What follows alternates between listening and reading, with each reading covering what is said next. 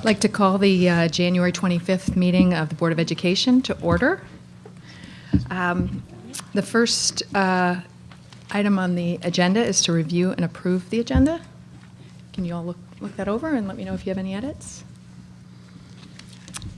We don't have any changes to the agenda tonight, but I do want to just mention with folks that are here that the first item that we have here is to share the athletics procedure that has been developed. And that procedure we're going to be discussing is available on the website for anybody who's interested in taking a look at that as well. And it's the procedure for club sport recognition or for existing club sports to be recognized for funding consideration of financial assistance. Okay, great. Okay, so if you've had a chance to look over the agenda, if I could get a motion to approve. Hazel? Second. Brendan? All those in favor? Penny? Okay, good. In favor, yes. Okay, great. All right, I think the motion passes. Moving on to the minutes. You have the January 11th, 2016 minutes in front of you. Take a look at those. And, if anyone has, could I get a motion to approve those minutes? Tom? A second? Sherry? All those in favor? Okay, thank you. All right, moving on to comments from the public. To ensure the public's right to be heard, the board has set aside time during the meeting for public comments. 2 minutes are allotted to each speaker and a maximum of 15 minutes to each subject. Do I have anyone who'd like to make a statement? Okay, who would like to come? You could just identify yourself and... We're the 2015 to 2016 girls captains for squash. So I'm Katie Knies, and this is Tess Rosenberg.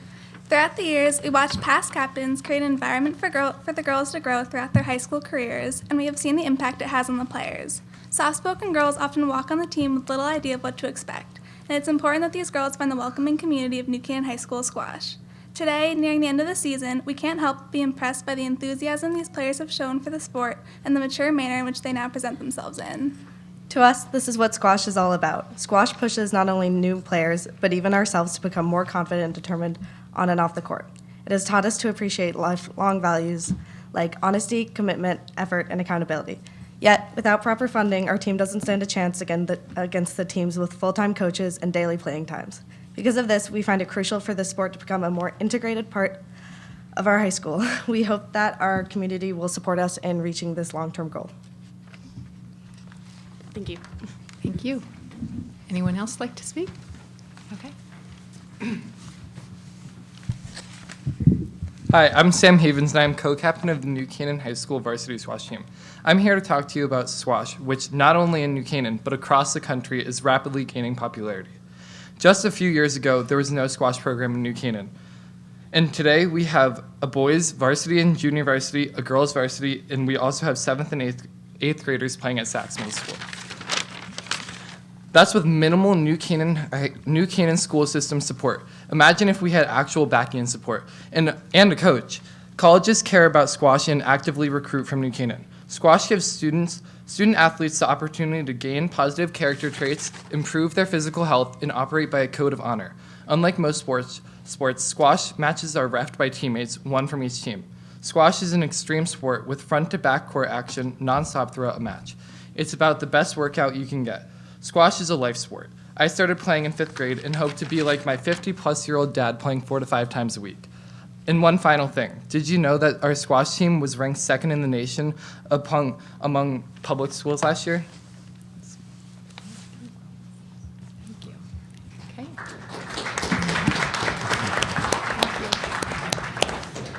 Okay. Good evening, everyone. My name is Liz Schmidt, and I've been running the 5th through 12th grade squash programs for the past 9 years.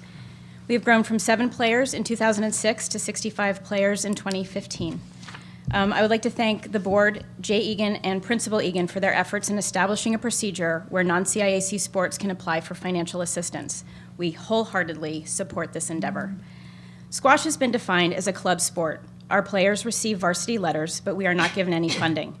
In the past 9 years, we have grown to be one of the largest and most successful public school squash programs. NCHS Varsity Boys Squash was ranked the #2 public high school squash team in the country last year. We have players who have received national squash honors and All-American awards.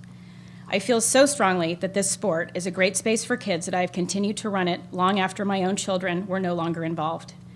What I can offer NCHS students is a solid program. We play in the Fair West Public School Squash League, which is recognized by U.S. Squash as the first successful public school squash league in the country. We play at a local and national level against public and private schools. We have a solid middle school program at Saks and just sent 2 teams to Yale this past weekend to play in the middle school nationals. This year, we have 50 kids playing squash. Squash is a healthy, non-concussive, lifelong sport.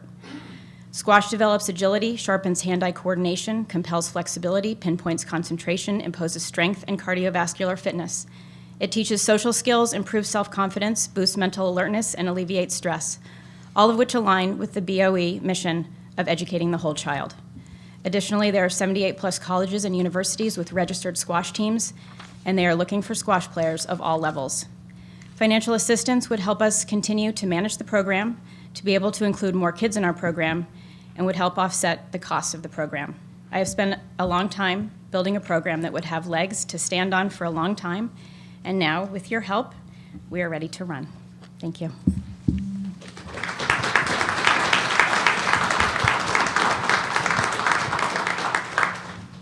Thank you all for coming tonight. Is there anyone else who would like to speak? Okay.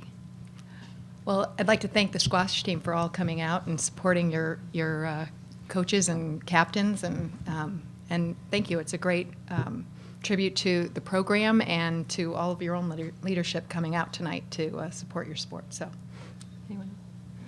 Okay, thank you.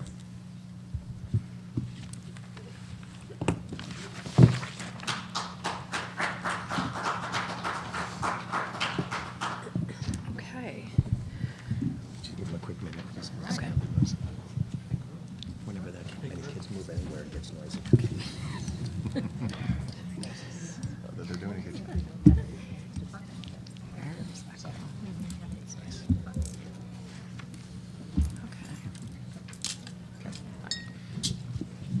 Okay.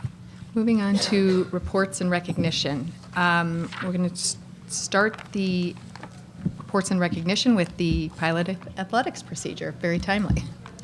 Dr. Lutzy? Yes, that is perhaps the best introduction I could ever ask for this topic. Over the course of the past few months, I know some members of the Board of Education and members of administration, specifically Bill Egan, Jay Egan, and I have been talking and working through an interscholastic policy for high school interscholastic activities, really in response to the visit we had about a year ago from the squash team and the conversations around funding and club sports and CIAC and FCAC sports versus not. If you recall, a board member at the time asked if there was a policy specifically for this purpose. And while we had some procedures around it, we took that to heart and said, let's try to spell this out, be very specific in a process and a criteria. And so Jay and his team got to work and did some research, looked at some surrounding towns' policies, and then even broadened the search a bit to look over in some different states and some different policies and ideas that they have. And then from that research, put together what you have in front of you, which has draft at the top, and it's the New Canaan High School Interscholastic Activities is the title, and it should be the first thing underneath your agenda tonight. It's also available, as I mentioned before, on our website.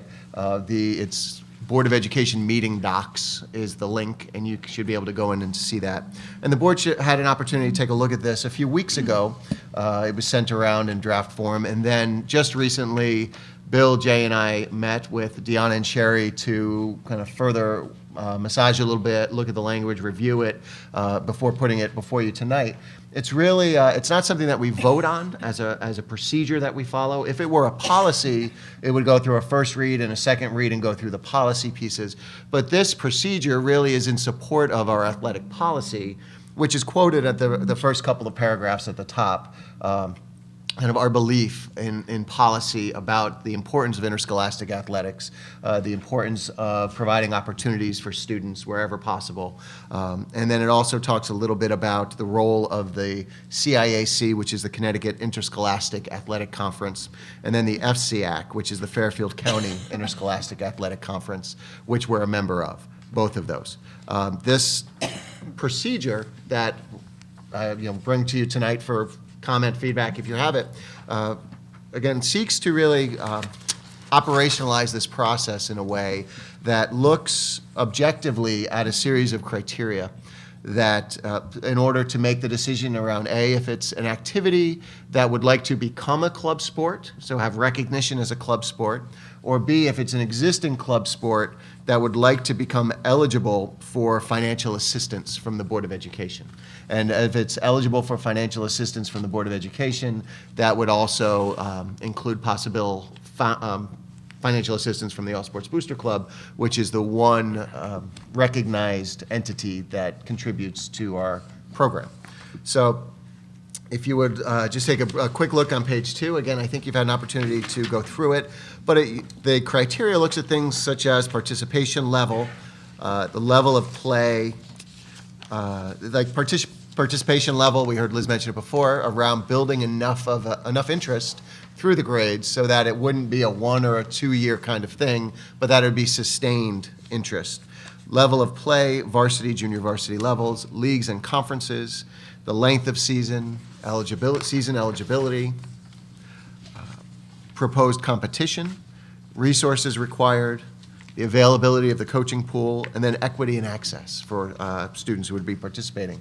So these 9 different areas would be incorporated into a proposal that would be developed by the petitioning group, submitted to the administration, the building administration here, and then would go through a series of review, first at the building level, then at a district level, and then if appropriate at that point, would come before the Board of Education for approval, for recognition and approval in these ways. So we like the idea of kind of formalizing this process. We think that it is a significant help for us. I know Mr. Egan, the athletic director, has shared that he's a fan of this type of approach because it really does make objective the process. And so it's not that, and it never has been that Mr. Egan likes or dislikes any sport or activity or anything else, but it's been that we've been working with the CIAC and the FCAC as our guide in doing this. This allows us a little bit more leeway as long as certain criteria are met.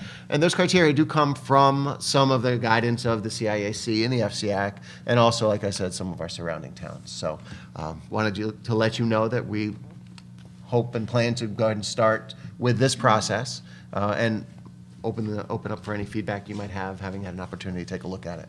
And if you haven't or have something else, other feedback you'd like to share at a different time, of course, you're always welcome to send me a note, give me a call, and we can talk it through. Because again, as a procedure, it's something that we're doing this as a pilot. We expect that we'll probably find some things work very well and some things need some refinement. And so we continue to keep that door open as well, and if things do change, we certainly would let you know about that too.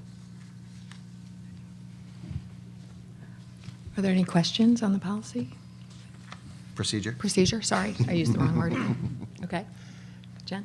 I just want to say I'm really excited about this. I think this is such a great thing. I know there's a lot of kids in sports that this will be really useful. My son actually was at the squash tournament this past weekend, and there's so much excitement right now. I mean, I just know about squash. I know there's a lot of other sports as well. So I think this is so great.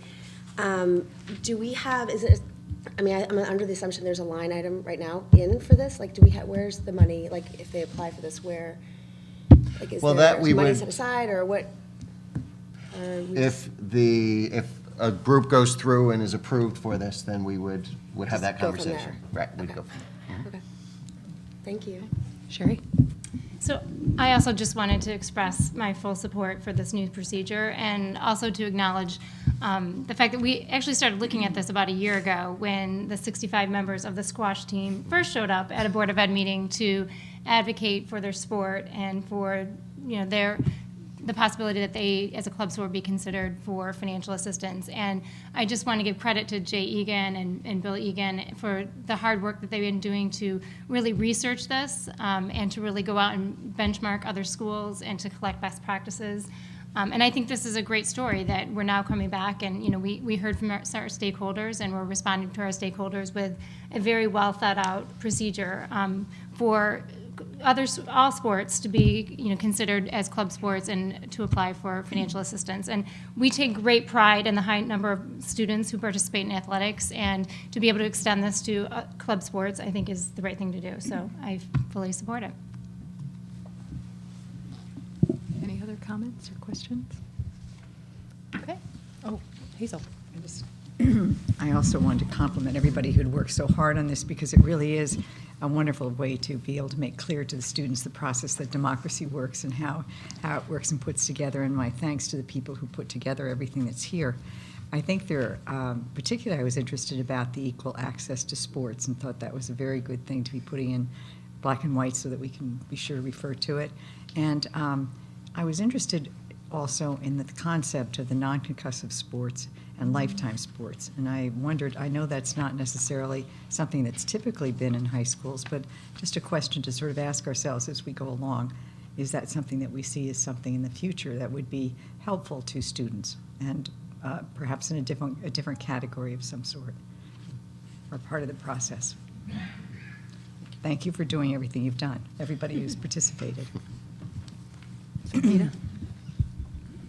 A lot of applause have gone around to everybody, but again, I can't say enough, because this, I think, is the right step for us to go forward. There's so much change happening all around us, including in sports. And we've got traditional sports which have these FCI and the CI. But new things kind of come up, and this allows us to stay up with the trends and stuff. There's going to be interesting changes of what the kids have, what they want to do, and you see that in so many different areas. And so it's nice that we have this procedure now in place that we can address those kids. So when we see a big force of students, like in squash or the ski club or some of the other places where they don't really have these competitive teams to kind of give those guidelines, we have a way to helping and support them that, maybe sometime in the future. But, all these sports have kind of come and gone. I know a time when, even lacrosse was not a very big sport if you look back, 15, 20 years ago. So it's great that we have this, and, we have a way to help Mr. Egan, too, to kind of figure out which some guidelines, basically, in terms of how to appropriate the right categories or financing for the different groups. So, again, thanks for everyone who's involved. Penny? Again, thanks. It was really frustrating last year when we didn't have the procedure in order to be able to go forward. So I'm delighted to have a procedure that I think will work and we can go forward with it. And what I was wondering is, how does this relate, or maybe you're saving this for later, to the budget?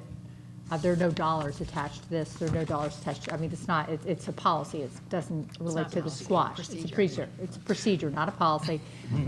Is this something that is going to be under consideration for funding in the budget that we're passing this year? Or is this something that we would be passing in having to have to wait a whole nother year? Sure. Well, the first step is around that eligibility question, right? If a group, an existing club sport, is eligible for financial assistance from the board or from the All Sports Booster Club, right? Because they work together. While squash helped to bring this to the fore, we were very careful as we put it together. We did not to call it the squash policy, or procedure. We wanted to make sure that it was transferable to all groups, right? So that's why even initially a lot of what we saw were criteria that people were using to see if something is eligible as a club sport. We asked ourselves, what do we do with those club sports that already exist? But then we added the piece about eligibility for financial assistance. If a group were to become eligible for financial assistance, it doesn't say, well, assist by providing a certain percentage of the cost or anything else. I think that would be a greater discussion by the Board of Education around the decisions. If step one is eligibility, step two would be to what degree. And I think that also the All Sports Booster Club would have similar conversations with Jay, and if there was an interest there as well. I certainly can't speak to that for them. We know how generous they are with our program already. But I think this is step A, and then if a group were to go through, then the amount would be a Board of Education conversation. Does that make sense? All right, no, it makes sense. I just didn't know if we were going to be having that conversation this year or not.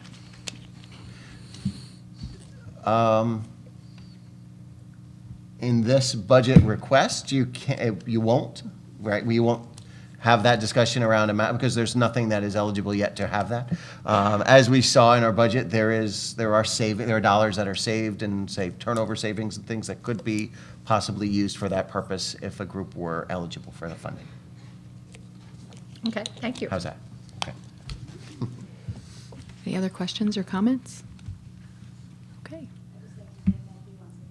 Oh, well, thank you for coming. It was great to see so many people. This is why we're all here, so it's nice to actually see some of the people that we're working for. So. And we love that they all went right home to get their homework done.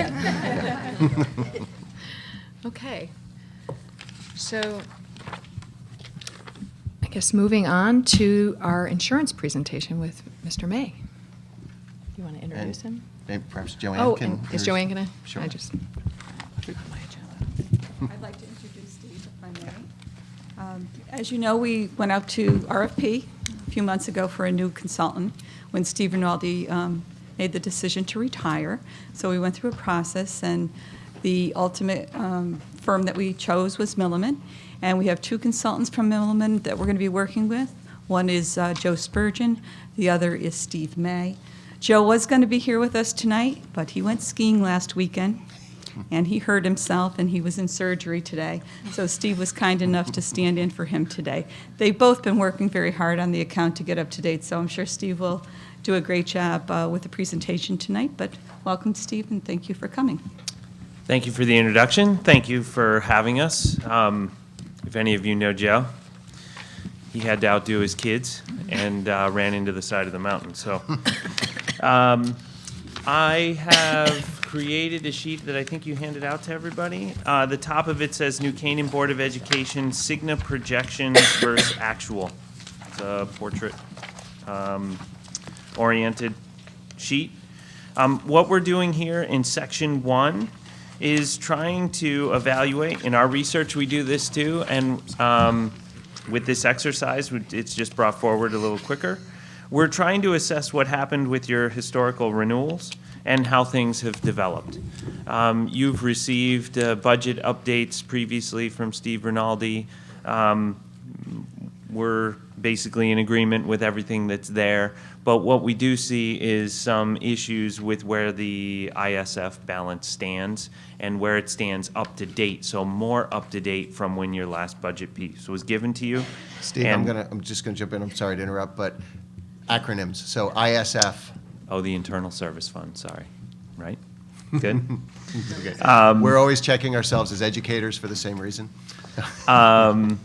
So what we're doing here is historically looking at it. If you look at it first, July through June 2012-13, the first row is what Cigna, your insurance carrier, projected in their renewal your claims cost would be. So they projected $9.4 million. Your actual claims came in at $11.8 million, so that's gross claims. That includes all the large claims that you had to pay, but you purchase an insurance called stop loss that protects you against high claimants. At the time, I think that was $150,000. Right around there, you had some switch to $300,000. But right now, your stop loss contract stands at a $300,000 stop loss. So for every member that's covered, you're liable to pay the first $300,000, and then after that, anything over that, Cigna pays through their stop loss protect. Actually, it's Sun Life is your stop loss carrier. So Sun Life protects anything over $300,000. You don't pay over that. And then you also have an aggregate stop loss protection. Aggregate stop loss protects your whole claims base. So on this projection of 9.4, if we had, it's not the one individual claimant, it's all claims. Like if we had a bird flu outbreak, we didn't have a lot of $300,000 claims, but we had a bunch of $50,000 claims. So you have protection to that end also, and that works into your budget discussion. We'll talk about that in a little bit. But in this case, what happened in the 2012-13 year, you had $2.3 million in claims that ran over your stop-loss coverage. You didn't pay for them. They're in the 11.8 million, but they weren't your liability, so we carved those out. And what happened is your claims then ran at 9.5 million, or $84,000 over the budget, or over the expected amount. Down below, what we're showing is some history on your large claim activity. You can see at the very bottom, your highest claim that year was 753,000. You had 4 claimants over 300,000. As we continue on to the right, your renewal expected to be just over 11 million. Once we account for your large claims, your claims ran at 9.9 million, so you ran favorable about 1.1 million that year. In July 2014-15, this is a time period where you switch to a September 1 policy year, so we have a couple more months. It's a 14-month time frame. 13.8 was your expected claims, and you ran at 14.7, by 873,000 over what was expected. And then we come to this year. So on an annual basis, we expect 13.4. With the information that we have the first 3 months, so that little footnote looking number underneath it, 4,473,887. That's the first couple months of the policy year. And we see that currently you're running at $3.4 million, so you're about $1 million ahead of what's expected. If we shift to the bottom, part 3, just to highlight what your experience has looked like, we've taken your large claim activity each year. And we stratify 50 to 75. The first year you had 6 claims, 11, 23 claims. We have 4 claims this year. It shows the experience of your large claims. And the reason we point this out and we have this discussion is twofold. First, to take a look at the $1 million you're running ahead in the first 3 months. We'd be a little bit conservative in how you discuss that, because as you can see, in a normal year, we would expect to see more high claims activity than you have currently. Again, we're only the first couple months into the year. We're trying to project against what's expected. You're ahead of what's expected, but that could be because you're a little bit behind the norm in what's going on with large claim activity. Large claim activity is hard to predict, so as we go on, we'll track this activity and take a look at it. Again, you're ahead by about $1 million from what's expected. When we take a look at budget increases into 16 and 17, obviously we don't have anything to compare to, but what we see from the material we have is without any issues with the internal service fund, it'd be about an $800,000 increase in cost for your renewal, which is about 6.5% increase per contract per year. Standard trends today are running, according to Cigna and how they rate your plan, about 10%. So what we also see in the material is the negotiations that have gone on here at the board, new plan designs, the enrollment in those new plan designs, and the expectation for some continued change in that has worked to bend the cost curve or the trend curve a little bit. So I've spoken a lot at you. I'll let you ask any questions that you have on the budget, or did I hit everything that we expected to hit on the sheet? If I may just add one caveat to that. The reason why our current year's budget proposal for next year, for 2017, isn't $800,000, but rather $2 million, is because we have to make up for the base that we lost in this current year. It started at 1.1 million, projected to go to closer to 1.5. So because our base was reduced last year, we not only have to make up for the current year expected claims that are not budgeted, but next year, because those numbers all roll forward. Fortunately, our trend is below the average, so that's helping out a bit. But that's something that the board should recognize when they're thinking about the numbers. And when we get into the budget discussion in a little bit, we can get a little more concrete around that, sort of what that making up for that gap reflects in next year's budget proposal, as far as percentage overall. Are there any questions before we move on with Steve? I just wanted to make sure everybody understood, because you're using internal services fund, which is what a lot of people use, but we've been using the term reserves here, so just so people understand that's what we're talking about when we use that terminology. Sherry?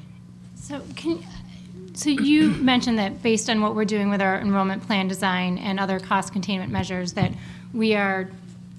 our increases are below average. I'm not sure if you can answer this question, but in your expert opinion, I mean, is the Board of Ed doing everything possible to contain their increases? I mean, are there other suggestions that you have as you look out around best practices with these types of plans? I mean, I don't know if you can answer that question. We're brand new. We're a couple weeks in, a month into the relationship. But from what we see as far as those designs go, you're with or a little bit ahead of other groups on how they're trying to negotiate plan designs. What could happen with wellness programs and some things like that, we haven't really gotten into. We've been focusing on kind of some of the financial pieces and what's happening here. But those are things that are being discussed and along the lines of what others are doing. As long as you've been in the consumer-driven health plan and health savings account type plans, that's good. You're moving forward. You're taking the next step with the next policy year that comes due. So you're doing the right things. Right now, to the extent of what else we can do, that'll be what we're looking at as we come out of this part of the first look. Penny? Can you just go over in a little bit more detail the data in Roman numeral 3, which is the claims over 50,000. I'm trying to figure out how it worked out for us switching the individual stop-loss insurance. And I'm not quite, are the small numbers the number of claimants that were over? Right. What is this? What we're doing here is we're stratifying by the identification on the left. So how many claims and to what value were those claims? For any claims that were between $50,000 and $75,000. So in that first year, you had 6, and the total of those 6 equated to almost $350,000.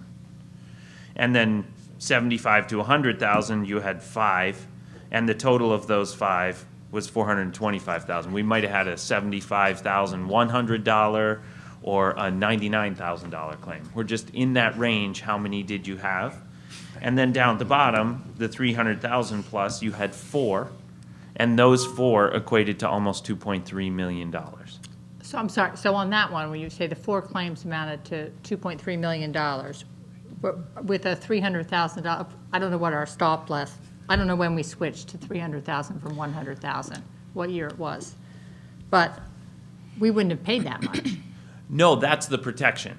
So I think that year you had 150,000.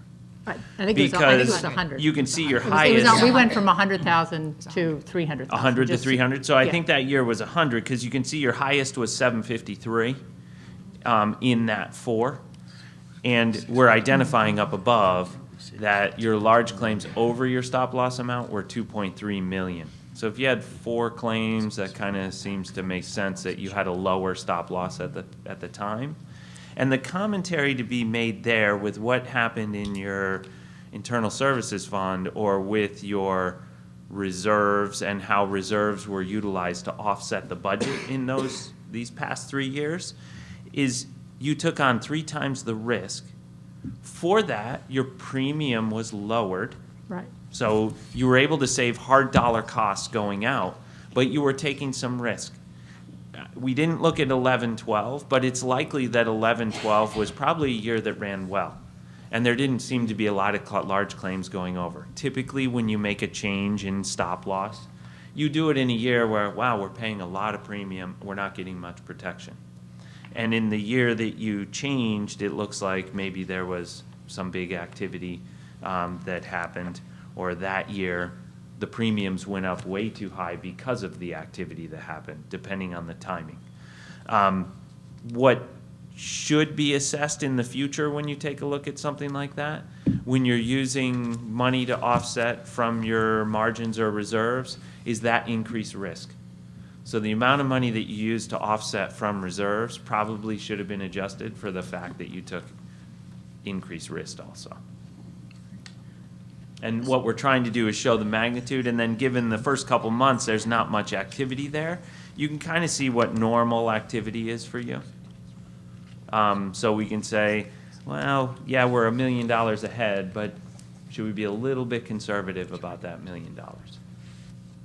So, kind of follow-up question? So just on, this is great data to have. So I guess my question, looking at 2014-15, if we look at the claims that are basically from 50,000 to 100,000, we went from having, we went up to 30 claims in that order of magnitude last year versus the prior year, which was 14, and the year before that, which was just 11 claims in that. Do we know, you're new to the party, but do you have any explanation as to why we had such a jump in the, and actually if you go up to 125,000, there's a jump there too, why we had such a jump in the claims in that level? Some of that will be trend.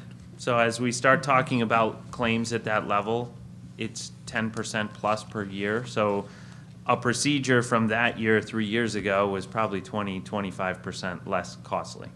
So it's a little easier with procedures, and the cost for these maybe high-tech instruments used, certain procedures that are done, it's a little bit easier to get to 50,000 to 100,000 than it was 3 or 4 years ago. That's part of it. Some of it could be people not understanding their benefits, holding off getting care until it was too late. Popular example is you don't get a colonoscopy, you get your first one when you're 60, and now it's the onset of colon cancer rather than snipping a couple polyps. So there could be some of that in there. Again, as we start to talk about wellness funds and going further with plan design, we'll be looking at what makes up this. What's happening? Is it cancer pushing it? Is it back issues? Those kinds of things, so that we can pinpoint pieces of the design to help out with. Okay, thank you. Any other questions? I have one question, or two questions, actually. The first being, and I know you're new, so you may not have had time to get into this, but if you look at our history from when we were at 100,000 on the individual stop loss, and now we've moved to 300, and you sort of look at the differential in the premium that we paid for that, increased risk. If you look at our history, did we lose or win making that decision? We haven't looked at that exactly. Okay. To see where you broke with premiums. Okay. What we had here, we didn't have access at the time to the Sun Life premiums to be able to say, okay, in that year that you paid 2.3, did you pay $1.8 million or did you pay $3.5 million for the premium? Okay. I don't have that exactly. Okay. And I wouldn't be able to, because it's so volatile, to say, okay, well, this year you're going to win or you're going to lose. Yep. To be able to predict it. Okay, and then I guess then the follow-on to that is, if you have clients who you see increasing their individual stop-loss amounts, what would your recommendation on the internal services fund or the reserves be to a client that has that kind of So trend? that's probably the next step in what we're looking at. Okay. We're an actuarial firm, and we have people that like to play in the sandbox with numbers. We can run some modeling based on your size and expectations. It's called stochastic modeling. So it runs your position 10,000 different times and comes up with a best case scenario and a worst case scenario, and comes up with variability on risk. So we can make comment on that. Okay. It'll be a separate project, but we think given here and your question, we were anticipating that we'd probably run in to do an assessment like that with the actuaries to take a look. Okay, all right, thank you. Oh, Penny?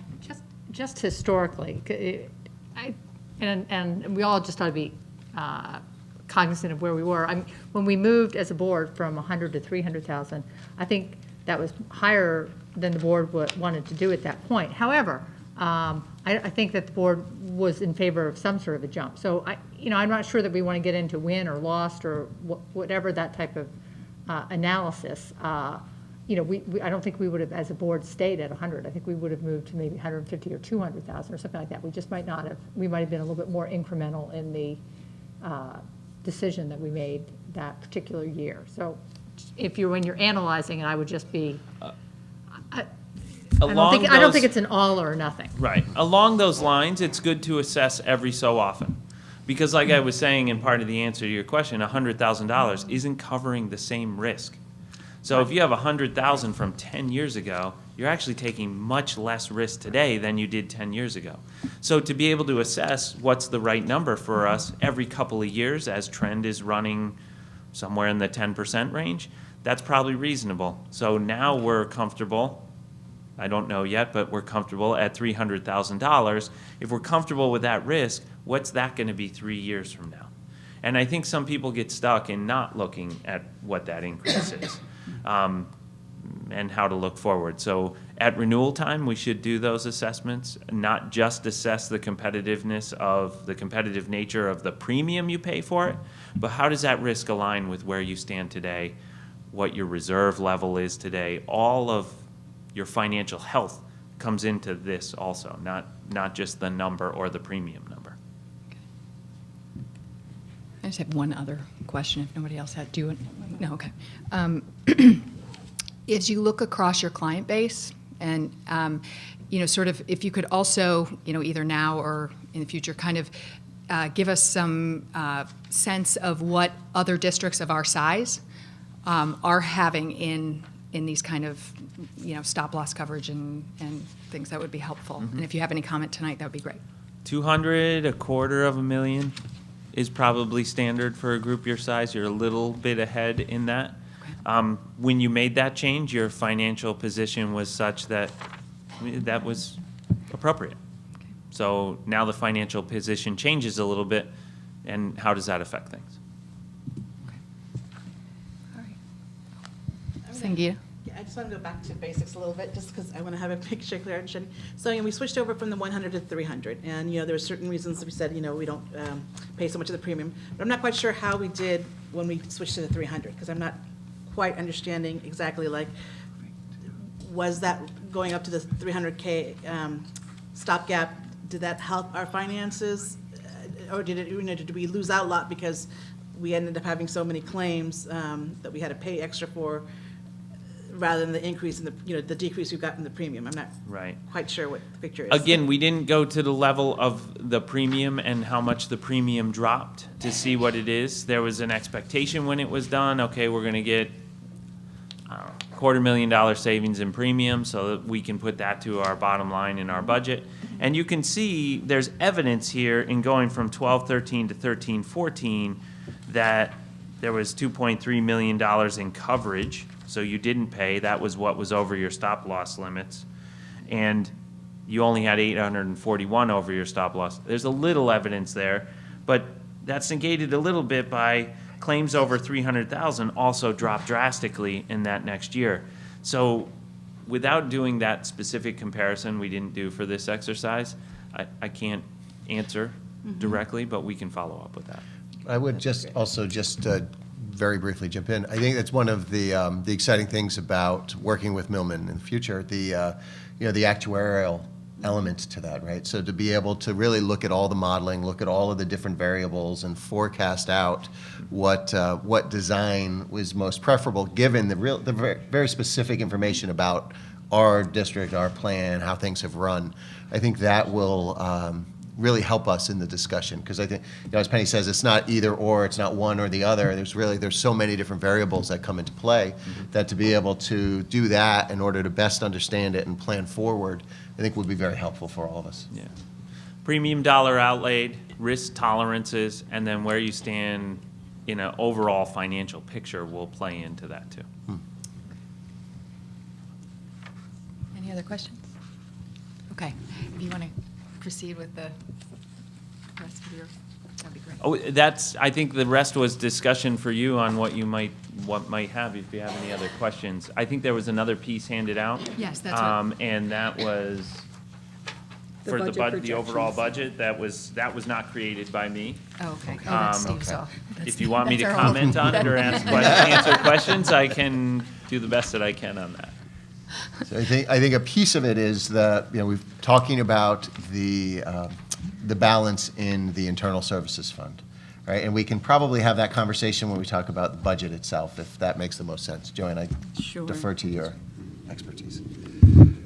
Add in a few comments, but when we were putting the budget together, Steve Rinaldi was with us at that time, and these are the numbers that he put together for our budget. And what we did was we had Joe and Steve take a look at those numbers to actually validate them, review them, see if they were in line with what they were seeing from the data that they received from Cigna. And basically, at this point in time, they're saying, yeah, they think that these are the appropriate numbers and they can stand behind their recommendations. So we wanted to include what we received from Steve for our discussion tonight on the budget. We've had the benefit of another month's worth of updated, or 2 months maybe worth of updated information. And that was the commentary that it gave before, that with that updated information, the rate increase over Cigna's renewal provided last year was like 6.5%, almost $800,000 increase. So if there was nothing going on with the reserves and how money was used, the increase would only be 6.5% or $800,000.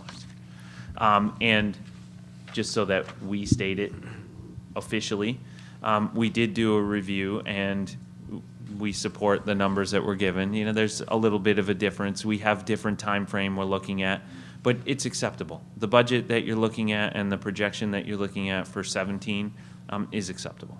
We can support it. Any other last-minute questions for Mr. May? Okay, I'm Penny. just trying to get a sense. So in terms of, I was looking at these numbers, in terms of what you're predicting on the claims from last year to this year, we're actually, it's pretty similar per month. You were projecting claims of about 1,052,000 per month in 2014-15, and you're about 1,118,000, or a little bit more, about 65,000 more for 2015-16. So, I mean, that's. When you look at 14, is that a relevant way to look at it? when you look at 14-15, remember that's 14 months. I know, I divided it by 14. Okay, cool. I didn't divide it by. That is a good way to look at it. I mean, that's a way to simplify it and see kind of how things are moving. So is that type of running about $66,000 a month more on about $1 million a month claim? Is that pretty good? I don't know what percent increase that is. Is that about 6%? Well, yeah, 6% increase? Mm-hmm. That's a Well, good remember, industry standard trend, so if we look at what Cigna uses in their renewal projection for you, so today's procedure, 12 months from now, what's it going to cost? On a medical basis, they say it's 9.5%, and prescription drug, I think they're saying it's 14%. So if you're running less than 10, again, what you've done with your plan design, the consumer-driven health plans that are here and having good enrollment into them are helping to control cost. People are understanding their benefit. They're understanding how to use it. They're using it appropriately. And they're paying attention to some of the messaging that's coming from the board to the members that are covered by the board. So if you're less than trend, you're running better than we would expect in any given year. And I hope that answers your question. Yeah, no, I think that's good. Okay, Sangeeta? Just, Jen, just to understand just the alphabet soup here, just so like as I'm learning about all these different premium stuff. So these things that say the ISL premium versus the ASL premium versus the, what's the difference between ISL and, are those just different plans that we have? ISL stands for individual stop loss. Okay. That's going to be the 300,000 we're talking Okay, about. right. ASL is the aggregate stop loss, so that's the one that protects your whole claim space. Okay. It should be considerably cheaper, like it's illustrated. ACA is the Affordable Care Act, so there are fees and taxes associated with that. And then the life and ADD plan, what are those? Where it says net ER costs of the life and ADD plan?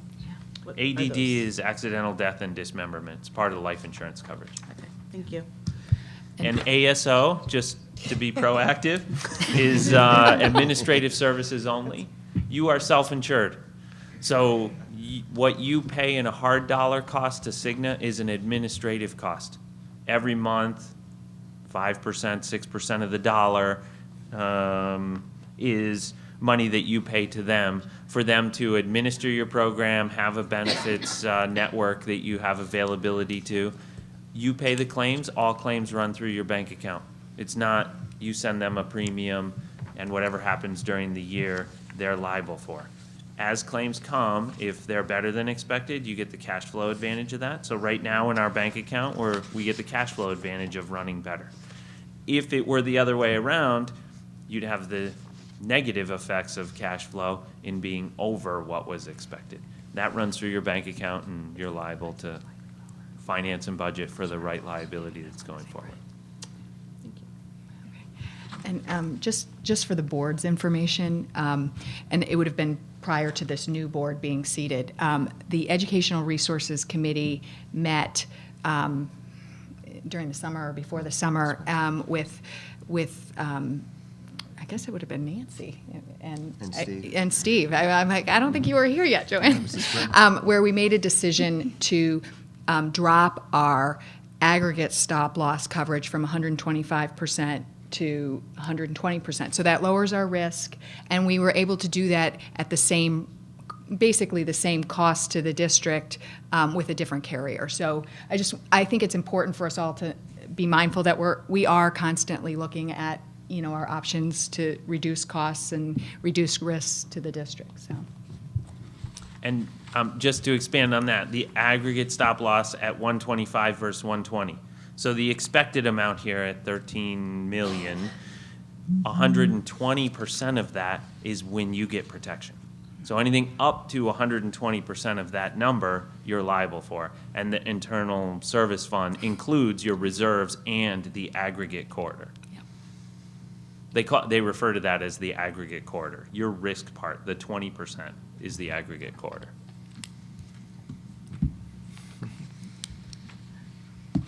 Well, I just wanted to say thank you very much. We're thrilled to have you and Joe on. I was very impressed. Not bad for a month's work. Yeah. Thank you very much. Yeah, we're Thank very, Yeah. yeah, I know. He's done it for me. I owe him one, I think. All right, thanks. Thank you very much. Thank you. Thank you, Steve. Thanks, Steve. Okay. Moving on to the statement of accounts. Dr. Keating. The statement of accounts looks slightly different than it has in the past. I've tried to format it to the format that you have in the budget book, so things are consistent. So there's some slight changes to it. I've added a column for prior period transfers, current period transfers, total transfers, so you can kind of get a sense of what is actually being approved in any particular period, and then the revised budget. The revised budget that you see before you tonight reflects the transfers or the forecast that you saw in the budget document. So the two documents align. If you're looking at the budget document for 2017 and you're looking at the projected, that's what you'll be seeing here. So all the accounts have been trued up to that document. As we explained during the presentation, or actually Brian did, there are a lot of accounts reforecasted, in particular the salary accounts. And with the addition of position control and Munis, we have been able to really nail down all of the salary accounts by person. So it's been a tremendous tool. And we've also been able to identify many of those other type of payments that people make, that receive rather, and have been able to call those out. So you're really seeing some things that you hadn't seen before, and you're going to be seeing those in the budget document also. So for example, grid progression for degree changes, turnover, retirement supplements. All those things used to be embedded in the salary accounts. We're trying to pull those out to become more, I don't want to use this word because I'll get transparent in what we do. So that's what you're seeing here. You're seeing a few little different things that used to be included. So you're going to see a lot of reduction in the salary accounts. Some of those funds have been moved to other accounts because we have other needs in other areas of the budget. And in particular, the two largest areas really are facilities. We've had $250,000, close to that, in unanticipated repairs that had to be acted upon and taken care of very quickly. And then the other area is special ed. So those are the two largest areas where you'll see transfers moving into them. In addition, you're going to see that we called out the revenues on this report. We talked about it in Ed Resources for a little bit, and we really felt that to be transparent and really reflect what we are showing in terms of receiving, rather in terms of revenues, there's two sources that really do impact the bottom line that are not reimbursable expenses, such as early birds, kind of a wash account. The preschool tuition comes in, and the total we expect to get in, at least based on forecast, is a little over $85,000. And parking fees that we collect at the high school really belong in the general fund, and the auditors pointed that out this year. And so you'll see a total on the first page where it says fees, no budget. The forecast is for a little bit over $100,000. We'll kind of true that up through journal entries over the next month, so you'll actually see where we're performing to those projections as we move through. And then you're going to see an unallocated balance of slightly less than $1 million. It's $973,000 that has not been allocated to a specific account. And that number may go down as needs come up between now and the end of the year. It may go up if we perform better in heating oil, for example. We've had a relatively warm winter. So I'll be looking at that on a monthly basis along with Tracy, and we'll be modifying it. So you really kind of will have a very good sense of where you stand as we move through the end of the year. And I'm sure as we move through our process with the budget for 2017, we'll have conversations about this particular sum of money, because it's really reducing our base moving forward into the next budget. So as we move forward, again, we'll have those discussions. I've given you a slight write-up as to why some of the areas of the budget changed, specifically with regards to salaries. There was a significant change in turnover. That's not a guaranteed change from year to year. I want to caution you on that. And it really depends on the movement of your staff. And since you're hiring, turnover savings generally doesn't go down or doesn't go up as much as it would in another year. So those are just things I caution you about as you move forward into your planning for next year. But definitely with the changes in turnover savings, we did not use a staff position that was put in the budget for the elementary level because of enrollment. Wasn't required to break. And so those are the few things that really did kind of bring that number down from the budget. I'm happy to answer any questions. Sherry? Well, first I just want to say that I really appreciate your transparency. But just to clarify, so the unallocated line item, so did those funds, did they come from the salary line item and through the improvement that the munis position control gave you? I mean, like... I didn't forecast out the budget, so it's a little difficult for me to speak to that, but I think that having that tool and having come from a district where I had to bring that tool into place because I didn't have it is a tremendous savings in terms, or a tremendous tool in terms of forecasting. Because to a person, we know, to the FTE, exactly what we're paying them. And HR actually controls position control. So all of our FTEs line up. You're going to, as you look through the budget book, I'm sure you notice that each section has a section for FTEs, each cost center. The salaries that are reflected in those cost centers are actual calculations based on those very people who are in that cost center. So it really tightens everything up. You don't have to kind of wonder whether or not people are going to receive the retirement supplements or put a sum of money there. We looked at it, said, okay, based on what we've been running, based on what we know about people, what should we budget? So there's a lot that we were able to do with the budget in terms of tightening up those forecasts that is difficult to do without a tool. And it's a $55 million portion of your budget. It's significant. You really do need that tool. So I'm thankful that Nancy did it. Any other questions on the statement of accounts? Well, and if I'm going to remember the timing of it, when Nancy was able to do that, it was after we'd already developed our budget for April or this May. year, right? It was- when she finally was able to Right, transfer we went over to live that with the tool. in-house payroll in April of last year. So the budget had been developed already and had gone through. And in truth, there's, even when you go live with payroll, there's an awful lot of work that occurred from April right through till the beginning of January in putting together this proposal going forward, just to ensure the accuracy of everything that was there. And I wanted to, again, Sangeeta? thank Dr. Keating, because I know that when she came in, all this was changing. She had a new job to learn, a new position with all these different numbers, and this level of detail and really understanding, what the numbers are, and it's not just kind of a good guesstimate, but really having some, findings that you can really say, this is what we expect to have, is just so useful for us, at least for me as a board member too. So thank you, and I know that was a tough start, but you've done a wonderful job. You're welcome. Right, and as you can see, and you see in the budget document as well, the focus really is on clearly communicating the information to you, right, and to everyone who looks at it, and trying to put together documents that are instructive. They're not just, as I spent a lot of time saying 2 weeks ago, a budget is not just a financial document, right? So as we put these together, it's really to help people to understand how it all works. The key column on the front page of the statement of accounts is that encumbered number, right, as you read through that. And it's the encumbered number, the $30,306,341 encumbered in salaries, and then below that, the $5,427,158 in benefits. If you recall, the statement of accounts from a year ago had some projections, but it didn't have firm numbers that could be encumbered this way. And it was a best sort of projection looking forward and kind of piecing those things together. But the level of detail now, thanks to the in-house payroll and the work that both Tracy and Joanne have been doing, along with Gary and his group with HR and all of the hard work they're doing in sort of maintaining the system, right? Because you have to work with it every day too, because things change. At any given time, there's different things that happen with our staff, and we have to be flexible and make those adjustments as well. So it's up to date with HR, as Joanne said, and then of course if the paychecks are off, we know that right away too. So that helps us.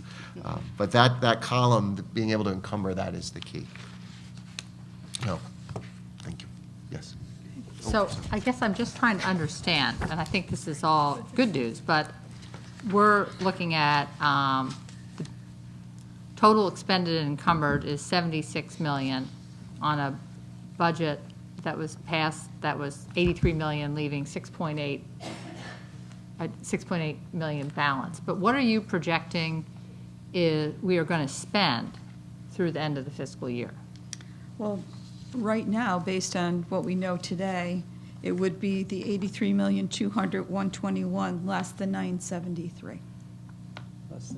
Less the unallocated, exactly. The revised budget less the unallocated. So the variables do change from month to month. Like I said before, anything can happen. So that number may go down or it may go up, but we wanted you to know where we stood right here today. Right, and again, just to remind the board about the oil tanks at the end of the summer that we had to go through and replace. We had a very tight window to do that, and those are some of the unexpected things that come up that we need to be responsive to. And we've used, as speaking with the boards even last year, talked about being as careful as we can in our budgeting and projecting, but also being able to be responsive to changing conditions, which is what occurs in school districts, as we're with the 5 buildings and over 4,200 students and all of our staff and everything that occurs. So, And it is worth noting that it is slightly over 1% of your total budget. So when you talk about discretionary spending and it gets down to 1% and you're operating over 900 square feet of space and running buses and accommodating children, it kind of puts it into perspective, I think. Any other questions for Dr. Keating? Penny? So is a way to look at the 973 that we've kind of taken the contingencies out of other lines where we used to have them because we knew we were going to have unexpected expenditures come up? No. No. I think the real reason for the additional funding in salaries has to do with the position control, the ability to really drill down to, the exact salaries. Just accuracy. And it's the accuracy, and I have pulled out a few other items that used to be in there, and they're at separate line items. Okay. All right. Well, thank you. And Rather have it go Sangeeta? this way than another. And if I understand too, going through this detailed work also, that we're also giving back the town $101,000 now that used to go in our funds, but now it's going to the general fund, is that? No, I wouldn't read that Okay. way. These are funds that were anticipated in the budget process to be brought in as revenues, and they stay within our budget. And I think you want that, because they are part of the cost structure. It's not really, K-12 kind of education. So these are two that are typically seen as a revenue source in a Board of Ed budget. Tom? One last question. So 2017 proposed budget is based on this new, more accurate forecasting model. But that also, 2017 increases also reflect an increase on the unallocated $973,000 budget. Do you understand what I'm getting at there? Well, when we did our comparison, we compared budget year, adopted budget year to projected for 17. So in effect, that's there. That, I think is what you're saying. Okay.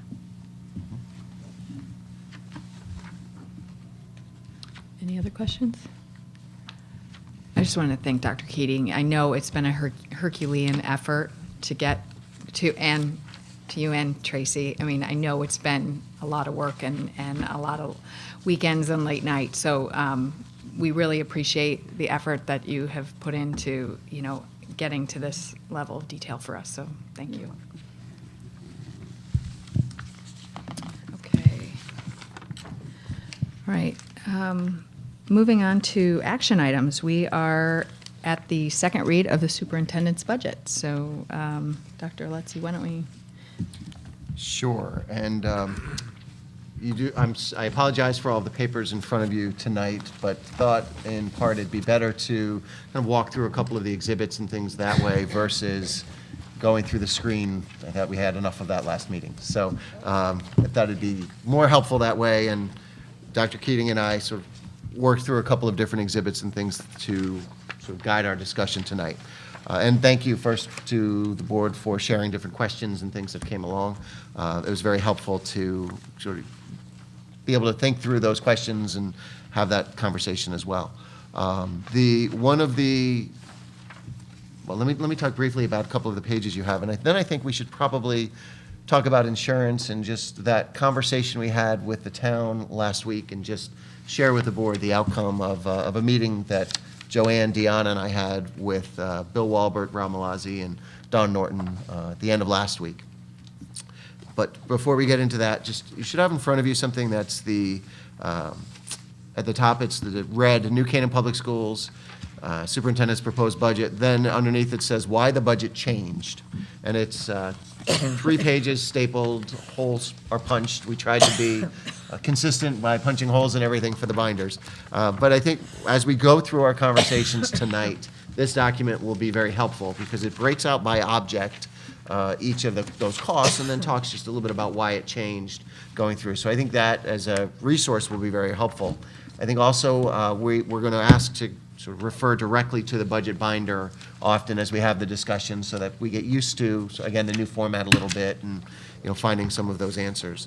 You'll also see there's a sheet that has a little bit of text at the top where it gives the 15-16 original budget, the 16-17 proposed budget, the Internal Services Fund deposit, adjusted BOE budget request, and then the rest of the page is blank. And that was purposeful for you. It's a single sheet, and just thought that would be a good place.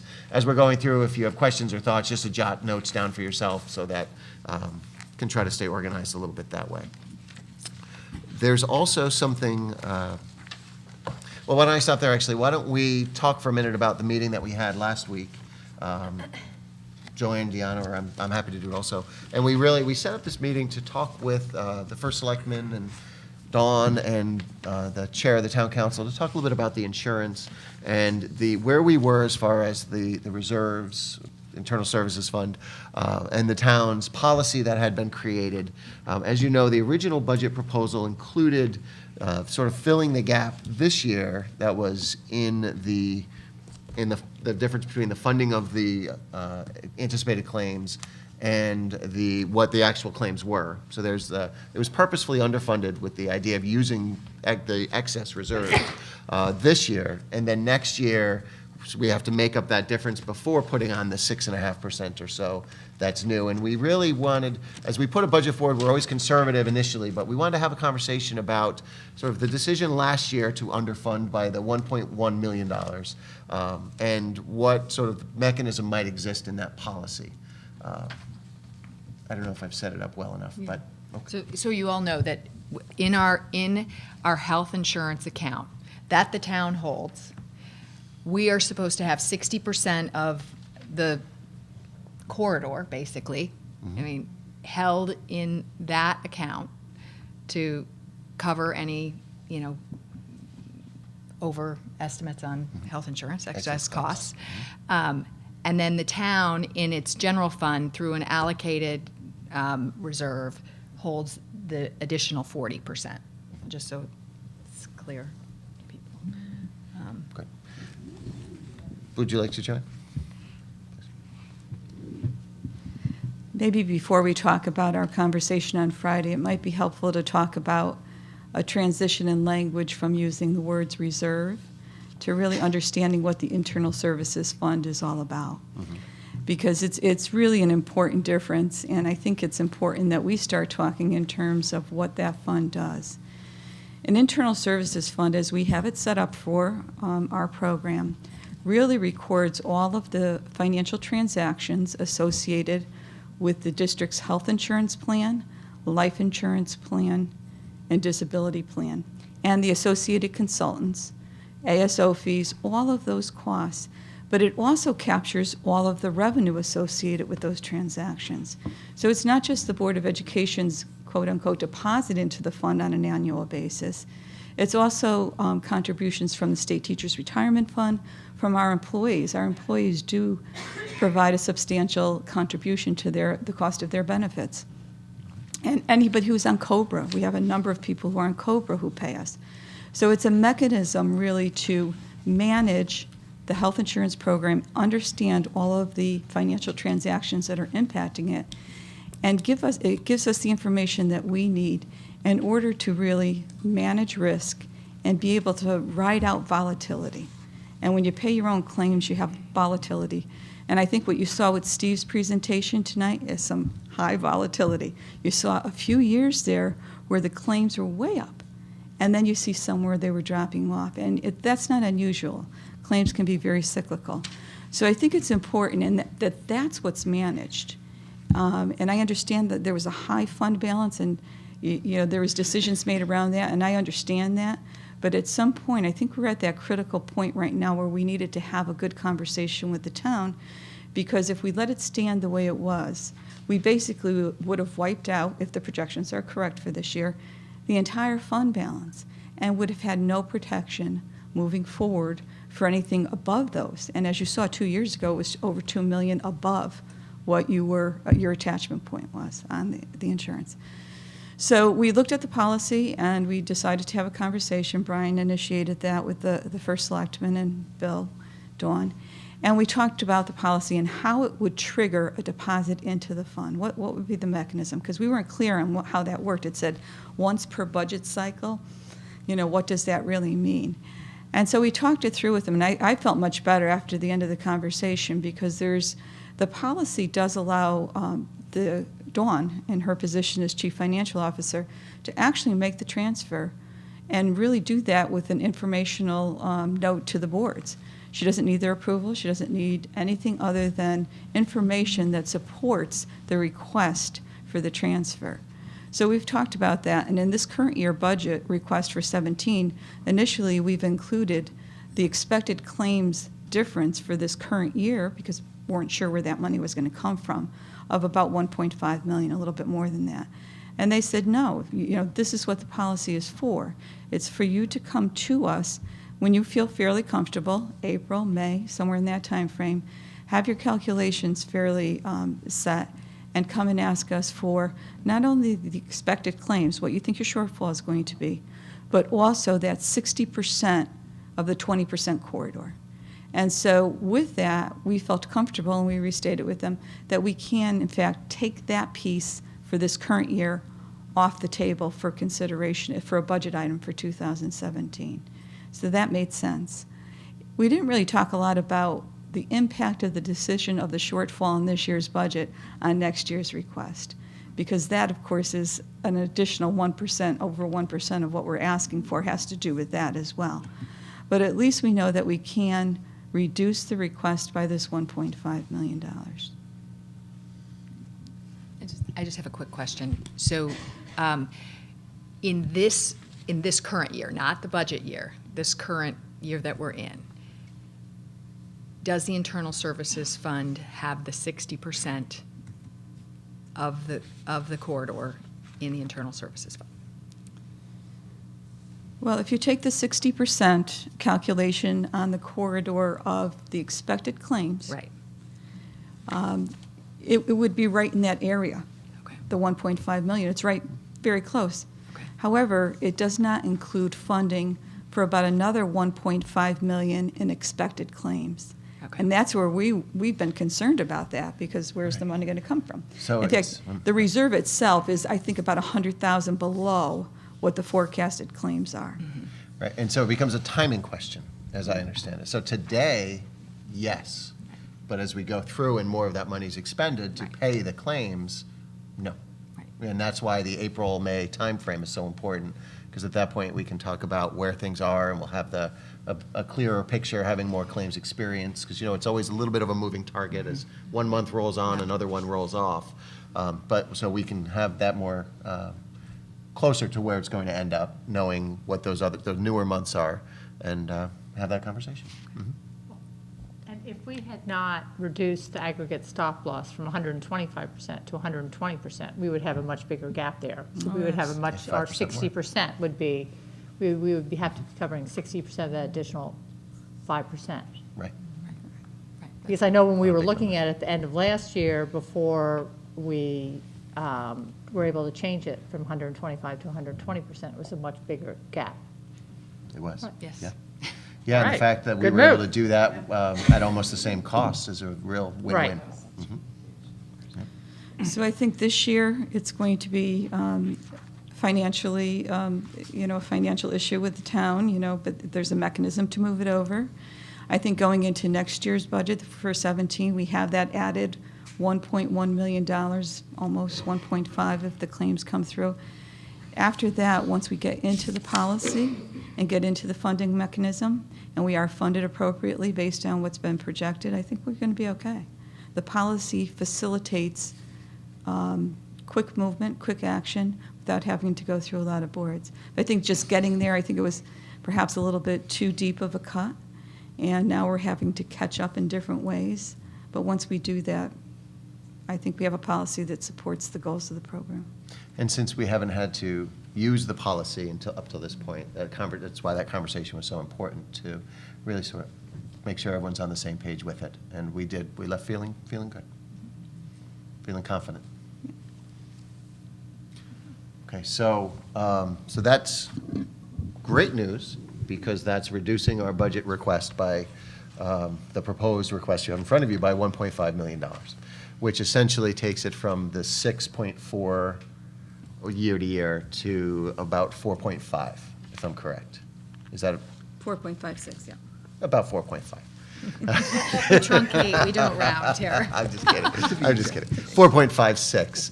But it is important to note that a significant portion of that, just to finish the insurance piece of the conversation, is making up the difference of the 1.1 million budgeted number year to year that was purposefully underfunded this year. So while the conversation and the policy works in this current year as a mechanism to replenish the money that's needed to make up the difference in this year, it still gives us a budgeted number year to year that's 1.1 million below what we'd asked. The board had asked for 11.6, and what was approved was 10.5 million. So we've got to first get to that 11.6 and then add on the whatever the change is year to year. So while Steve's report would seem to be in conflict with the budget request, because Steve's report was that it's trending very well, that we're below where we would expect to be given the market at about 6.5% year to year. It's actually a higher number because we have to first fill that gap budget to budget. Does that make sense? Okay. Sherry? So first of all, I'm very pleased to hear that you had this productive meeting with the town, and I think that's wonderful. I'm just wondering if there was any discussion at that meeting about, last year's decision to underfund healthcare, and the fact that, I guess I'm curious if it's agreed that we have, some of the best actuaries in the business who are running, the best professional models and are giving us a very solid number, and when we put that healthcare budget number forward, I guess I'm just wondering if there's any discussion on, even ethically, like if you're, if the decision to underfund your healthcare insurance, if there was any discussion, and if we should maybe consider expanding our policy to address that. Yeah, I'm going to jump in here a little bit. I think part of the decision to underfund last year was based on some maybe everybody needed to get up to speed on where the numbers really were, and understanding sort of how much was still, in that corridor in the internal services fund. I mean, would you say that that's correct? I would. I think it is a bit of a moving target, as we said, and it's the most accurate numbers, as we know, are to use are the June 30th numbers that we receive as a result of the audit. But we're having these conversations months later, so things are a little bit in flux. I would say it makes it difficult budgetarily. As we budget, as you look year to year, and there's so much conversation about percentage increase, and that's the headline and those pieces. But I think people could probably argue both sides. That on one hand, it did help to keep the total budget number lower going into this next year. And I know, just having been a part of the conversation with the Board of Finance, there was a focus on, how can we try to keep as low as possible some of any increases, any tax increases and things. So, I mean, that is certainly a consideration in it. And so I think there are two sides to the coin. But I do know that in this position now for the Board of Education, the challenge is those comparisons then are not true. When we look at comparisons with other towns, and the insurance number itself is such a large number in most districts. For instance, there are some that insurance is not included at all in the Board of Education budget. There are some that it's fully funded, and so they're doing the 6%, and then there's others like ours that are underfunded purposefully that we've got to fill that gap. So it really makes those comparisons, they're just not legitimate. They're not accurate. So we have to, it becomes incumbent upon us to really try to explain very clearly why our number would look different year to year, and part of it is because of savings that were sort of planned into the budget last year by doing that underfunding. So it's part of the challenge, trying the poor PFA and PTC parents who have heard me try to explain this multiple times. I give them a lot of credit for looking interested. But we're still sort of working on how best to help people understand that we have the resources and the money in order to manage our budget, meet our commitments, and do the things that the Board of Education is committed to do. But as we look at just that budgeted number year to year, it's purposefully lower. And so we have to, without that $1.1 million in this year's budget, without having to make up that gap, our budget would be at about 3%. Is that pretty close to accurate? Yeah. So, when we start, now if we start to talk about a true 3% number with the needs and the increasing enrollment and the distributions, the things that we've been talking about, that's a very different headline than a 6.4. So I think it's important for us to share so the different layers and the way that it all adds up. Or even a 4.56. 4.56 3 is different than 4.56, too. Hazel? I just wanted to ask, I think you're right that it does get a little bit complicated, and I think Sherry's asking, questions about how we tell people what we're doing to make sure that everybody gets the same information and understands it. Is it something that would be appropriate to put into the budget, a page that a paragraph to explain, maybe it takes more than a paragraph, 2 pages or something, where there's a place where we can go back and say, oh, here's the explanation of it, let me show you where it is, if somebody were to ask. Or someplace else, maybe that's not appropriate. And it was such a good explanation that you all have put together, and I think it is something important to communicate to people so they understand. And Yeah, I agree. And I think once the Board of Education approves the budget tonight, that we'll be getting to work on that right away. I think that's a great idea. Yep. Thank you. Sangeeta? Well, Dr. Lester, that's exactly the question I was going to ask you before you said, what would have been the increase had we not had that 1.1 million underfunding? And so it's great to hear it was 3%, because that seems very reasonable. Everyone's been working really hard on this budget. I also wanted to just say that I'm really happy to hear the working together of all the town bodies with the Board of Education and following up on this procedure, streamlining how the money kind of goes through this, so that we don't have to worry about this, and we know that it's being funded properly at the right level. So there's been talk a lot about throughout the year about all the groups working together, and this really shows that we're all trying to work together to meet each other's needs and come something that works well for the town. So it's great to hear that things are going as well. Anyone else? Okay, moving on. Phew, so we can talk about something Yeah. other than insurance. Insurance. Yes.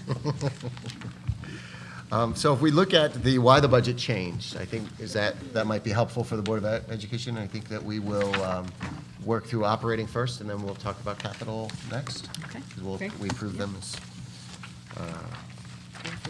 two. Okay.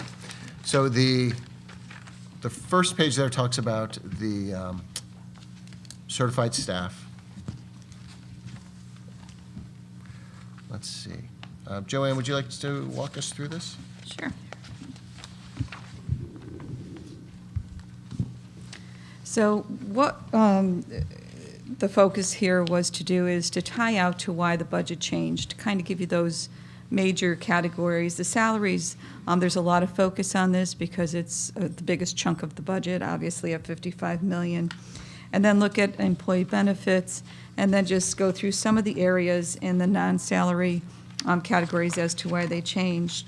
While the numbers are smaller rather, and there are some variances, the bulk of the change is really in salary and benefits.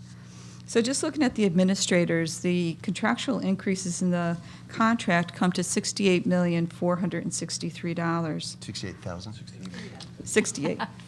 Did I say 60? Oops. 68,000. I'm used to seeing zeros. They would be a very happy group, right? That's what they're so 68,463. The reorganization of the SPED area is 164,580. And we had our director of digital learning started towards the end of the summer, so there was some months that salary was not paid for that position, and that's $22,839 that he would be paid next year to make that salary whole. So the administrator's line item, as you can see, went up by $255,882. Moving down to the teachers, their contractual wage increase is $1,089,705. And interestingly enough, it's really very close to what we had projected during negotiations when we did these numbers out. The staff increase for enrollment at the elementary level is 3.6 FTE, and this does include the reduction of the variability adjustment that we had talked about, 2 classroom teachers, and the 0.4 for the special. So this is the net amount, and that's $221,994. At the middle school level, it's 1.6 FTE, which is $98,664. And at the high school, it's a 0.2 FTE for the STEM business program to restore that at $12,333. And incidentally, we use the same rate of pay on the scale of an MA5, I believe it was $61,665, if I remember correctly.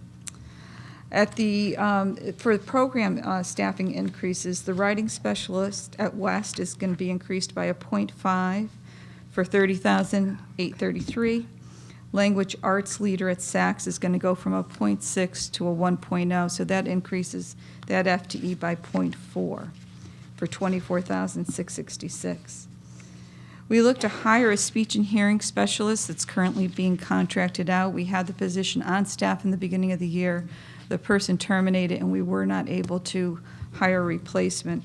So this position is in as a hire at $61,665. So Joanne, I'm just going to take a quick moment there just to explain. So that is a for instance of the position control, right? So the position was in the budget to begin the year. We hired somebody, they left the district, and we weren't able to find a replacement. So now we're paying out of contracted services. Is that right? But now we're going to, next year, our goal is to hire someone here, not to have to contract that out. So that's where it shows us an increase because of the specificity. So when, again, you talk about where's the money coming from, well, that there is, 60,000 or so that was it's being paid out of contracted services this year. So that's where the specificity of the position control comes in. All right. Now, the FTE for that position was in last year's budget, so we're not showing as an increase in FTE. It's really shifting of the funding from contracted services up to salary account. You're going to see that in tutoring as well. During this current year, we had some overlap where we were paying people on leave. At the same time, we were paying the replacement. We don't anticipate doing that next year, so those small amounts of funds have come out. We have increased the athletic stipends by $24,750 for the new staff in the Tier 1 that was requested. There's a reduction in curriculum writing needs of $13,772, and there's an offset in the substitute teacher account of $21,250, and that is because we have added an intern at the high school, and so there's an offset. While the intern costs more than the substitute, we did want to recognize that it's anticipated that substitute teachers will go down in terms of our need based on that addition. So overall, the certified staff salary went up a total of $255,882 for administrators, $1,525,124 for teachers. 1 million. 1 million, 525, boy. I've been working way too hard. Can't even read my numbers anymore. 1,525,124. You're doing great. Moving on to non-certified. Should we stop and just see if there are any questions around Sure. that? Give Joanna her eyes a break from the. Any questions? So much detail. We answered them all. Okay. Okay, I'm going to give it a breakdown. Good. Okay. Moving on to the non-certified, we do have contracts currently with teaching assistants and the secretaries.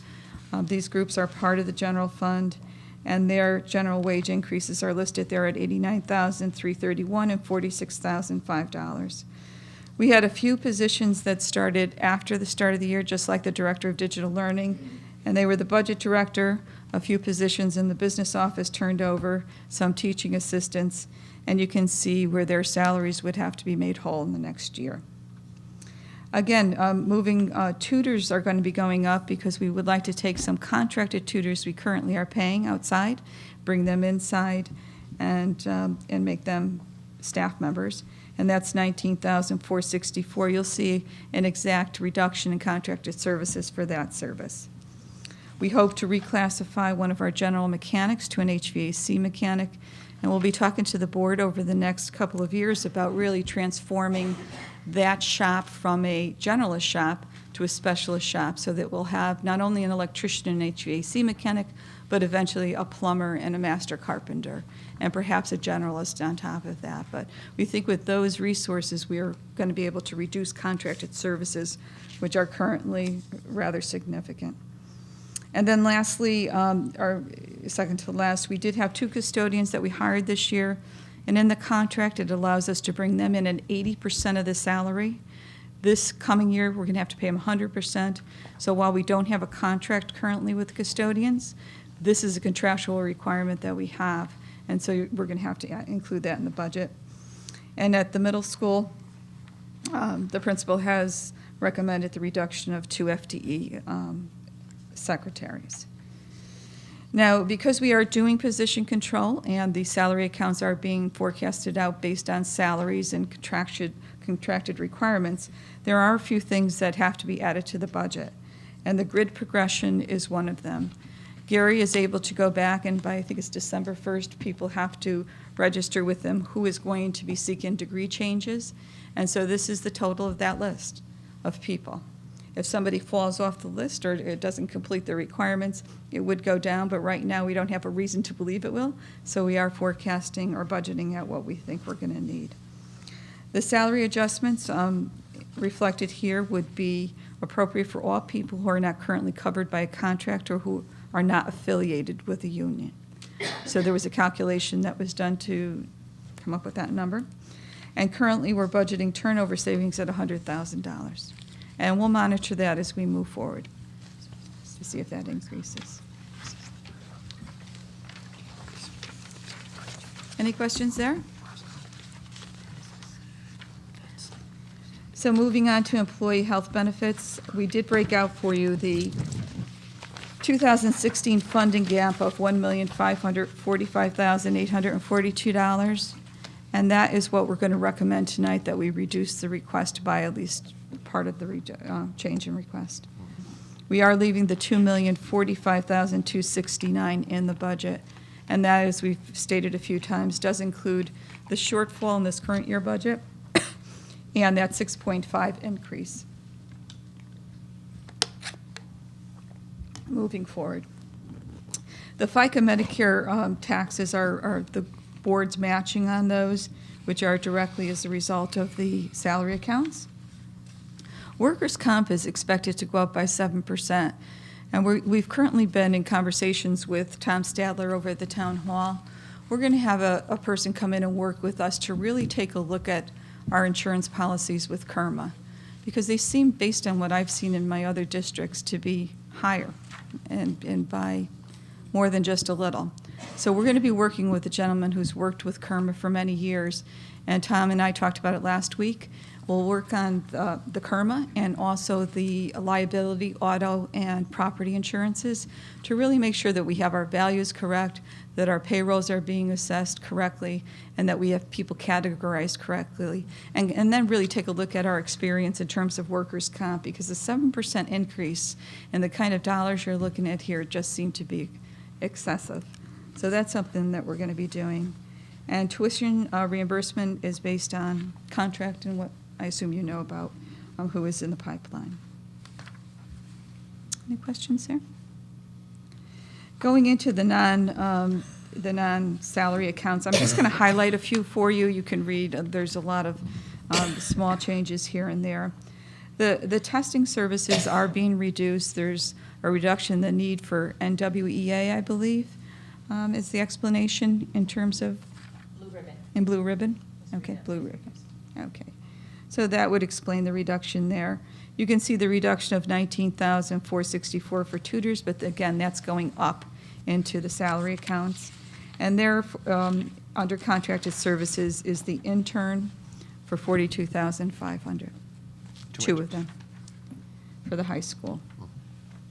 Legal matters, because we do not have the teacher's contract, and we had incurred expenses for arbitration. We've dropped that account by $50,000. And the $80,000 reduction in the OTPT, again, is moving that position up into the salaried position. So it's just reclassifying that service. Just a question, when you move that, is that because they are actually on our payroll versus Right. being contracted, right? So they're Right.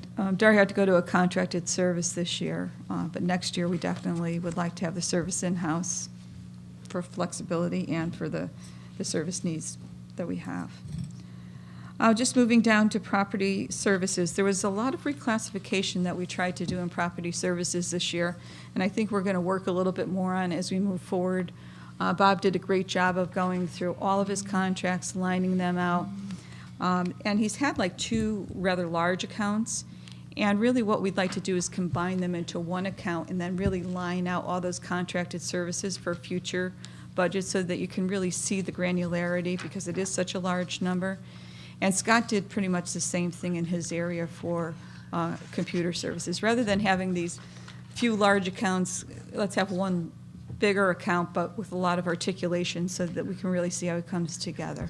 So we do have the cost centers for facilities and technology, and as we further develop the total cost of those services, we'll be able to bring these costs together You will see when you look at the actual budget over the projected budget for the area facilities, there's a bump, like I mentioned before.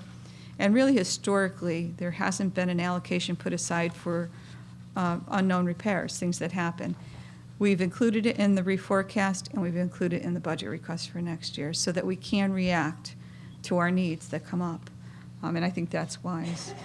And I think also with regards to technology, Scott did a nice job of kind of culling his work together with Matt and really outlining all of the services that we receive, all of the software. We have lists of everything, and we know what it's costing us. One of the nice reductions in this area is the heating fuel account, and that was a negotiated item that came down, so by a significant amount of money, about a third. So we're pleased to be able to reduce the budget by that. Of course, the contract for buses goes up, so you see an $86,000 increase there. We have included in this budget the prepayment discount, and it's paid in 2 installments during the year, and we save $30,000 a year by doing those 2 installments. We would like to make that well-known because we've had some feedback that that wouldn't be allowed in the future, but we really do, unless the town can make more than what we're saving on the contract, really the discount should stay where it is. And then you just go through those accounts, you'll see some other slight increases. The big increase here again is tuition out of district at $155,500, and that's based on what we feel is our gross requirements, but that can change, as you know, as we move forward, and so we'll be always taking a close look at that. The cost of diesel fuel has gone down, but also the cost of the reimbursement has gone down, so the net offset between the reduction in fuel cost is about $36,000. And then on the final page, you can see where there has been some changes. The most significant on this page really deals with instructional supplies of $54,879 and the textbook account of $38,089.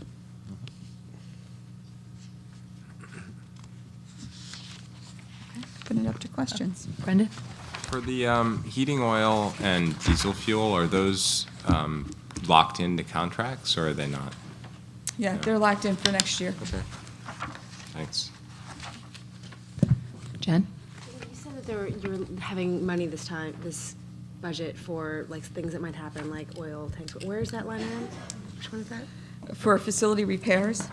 Is under facility repairs? Yeah, if you look underneath property services, and really if you take a look in the real place to see the difference is if you go to the executive summary and the budget book, and you turn to page 15, and you take a look at 2 accounts. If you take a look at your non-instructional equipment repair account, the budget was $226,000. It's at the very end of the page, the last grouping there. It says repairs, non-instruction equipment. I'm sorry, where's it on page 15? It's the last section on page. The last section. Of your budget book, Penny, is that? In the executive summary. Okay. But if you turn to page 15 in the executive summary, you'll see that the current year's budget was $226,698, and the reforecast is at $448,670. So you'll see that, that account had to go up this year. Well, next year, we bumped it up over the budget by, $70,000. And the same thing down here on maintenance contracts. We've bumped that from a budget of this year of $358. We've taken some of that money for the equipment repairs, but we're bringing it up to $416. So we're trying to make those adjustments so that we have the capability of reacting to issues that come up. We hope to consolidate all these various accounts next year in the budget process so we can have a very clear list of, here's all the contracted services. They include both the contracts and the things that are done beyond contract. So you have a sense by the trades and by the various needs that we have, what we're spending. Right, that's great, thanks. Sherry? So Joanne, I love this line item detail because you can really understand the walk from last year's to the new budget. Can you, I'm just noticing under non-certified, and you can appreciate things like the fact that you've taken out 2 secretaries for a total cost savings of $93,000. Can you talk about the process of how did we identify those efficiencies and, just in general, how we're looking to capture efficiencies? Mm-hmm. Well, the actual proposal was brought to us by Greg, so can we defer to Greg? Sure. I mean, we are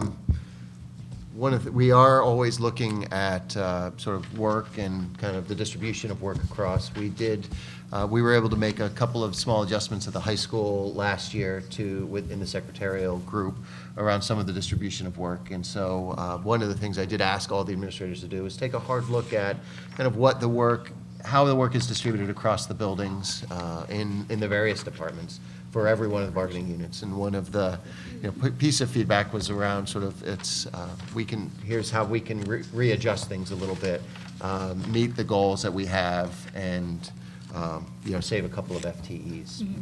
We can get more specific if you like, but it has to do with nothing. We're going to be doing everything we're doing today, but the work will be distributed a little bit differently for folks. And thanks to technology and and how things have changed through the years, I think they're certainly improved efficiency in different areas, different disciplines of the work, dimensions of the work. And so I think we're capitalizing on some of that as well. Right. And that's very helpful. And really the question is, how do we know, could we take 3 out? How do we know that we're really pushing our efficiency, that we're really kind of monitoring? Great question. Can you, should you, as we look at it and we say, we think this is a best scenario as we kind of piece it together, we still always want to focus on the quality of service that we provide.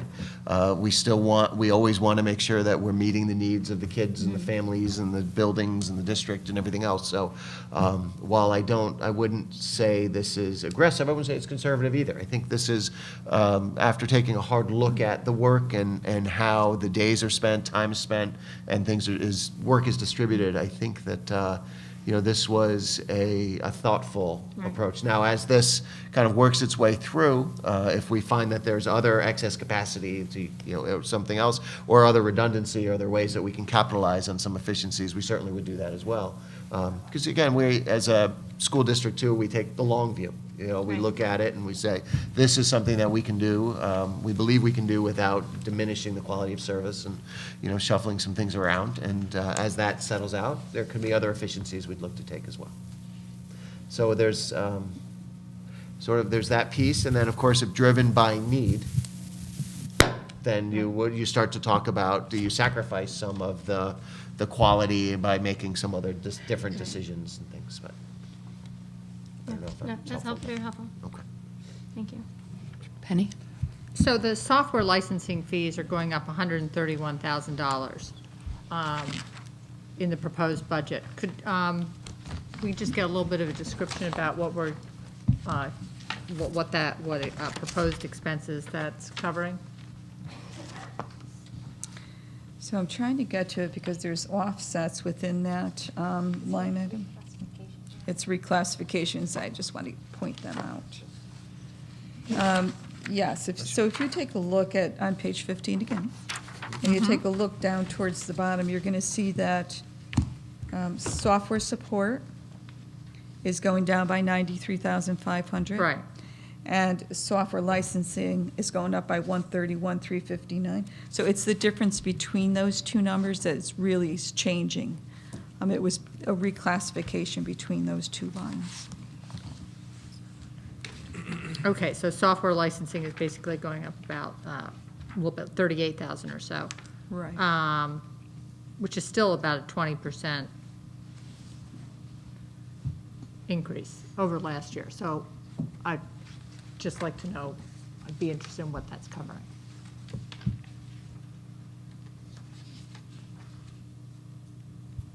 I know that, is that on?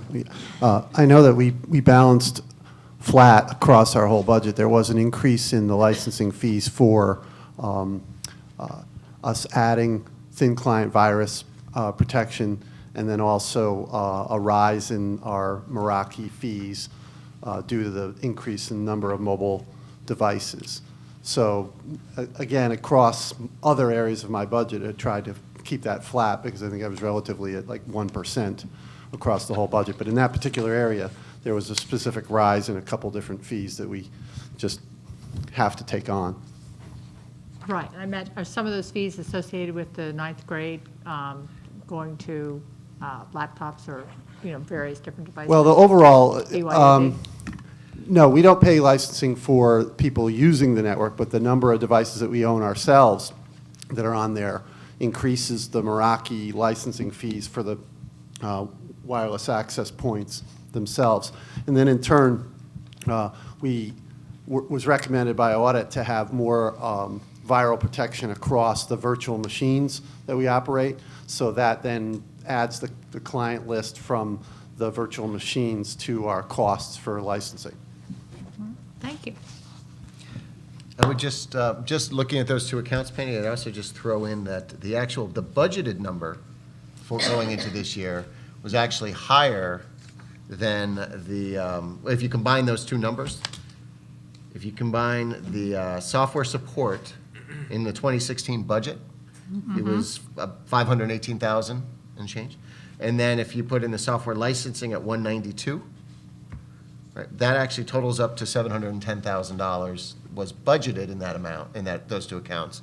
But and the request next year for the proposal, if you combine the two again, you're actually at 706,000. So I think as they've reclassified these items, it's when we look at the comparison, it's compared to projected, not the Right. budgeted. Oh, okay. Right? So there's part of it is the reclassification, but the difference, just even to the projected, is about $37,000. But you can't do that on one of the numbers. You have to do that on the combined two and the projected to look. So then that changes the percentage pretty significantly from, when you're talking about a $600,000 number. I don't know if I'm No, that's good. helping or That's hurting, good. but- That's good. Okay. I mean, are we going to be reclassifying a whole lot next year too? We've been reclassifying for about 5 straight years now. We're getting very good at it. I know we're getting better and better. Okay. I think we'll Thank have a you. consistent team in place for a while. That's excellent. And it certainly is showing up it's all been good work. It's showing up in the amount of detail that we can provide everyone. So I think it's very well worth the effort. Any other questions before we move on? Okay. All right, where are we going next? Okay, so those are the different pieces of the operating. So why don't we transition into capital? So I just want to confirm that the proposed operating budget that we will be voting on tonight, is it the revised budget minus the 1.545842 for the internal services fund? So the total proposed operating budget now is 86,995,631? Yes. Okay. Yes, that, at this point, that is the superintendent's proposed budget. That's on the sheet Right. where the writing's just at the top. That's what we put before you tonight, yes. Okay. Yes. Thank you. So when do you want to have discussion of the various elements of the budget? Just curious. If we're moving away from the operating budget. Well, I think that this is what we've been doing. So if you have a question on the operating budget, I think you should ask it. All right. So I want to go back to the squash team. Okay. Did we? And I'm going to throw out the Scott Gress. I presume that this has been drafted and we're going to get a request from the squash team. And it's going to want to cover some of their expenses in the upcoming year. I don't know if that's off the books. So I know last year Scott Gress actually proposed, without knowing what the expenses were going to be, proposed increasing the operating budget, but we didn't have a policy. And so we actually turned that down. So now we have a policy, but we don't have a... We have a procedure, not a policy. We have a procedure, okay, we have a procedure. Very important to get the right name, thank you. We have a procedure. We don't have a budget request, but we certainly are a lot further down the road So I would hate then to get a reasonable budgetary request from the squash team pursuant to our procedure, and then have to turn it down. So I guess I wanted to throw that open for discussion as to whether or not, obviously it's a large budget, we always have a lot of flexibility in the numbers, whether or not there was any advice or any discussion or any appetite from the board as to a relatively small increase in the operating budget to cover an expected request from a budding squash team.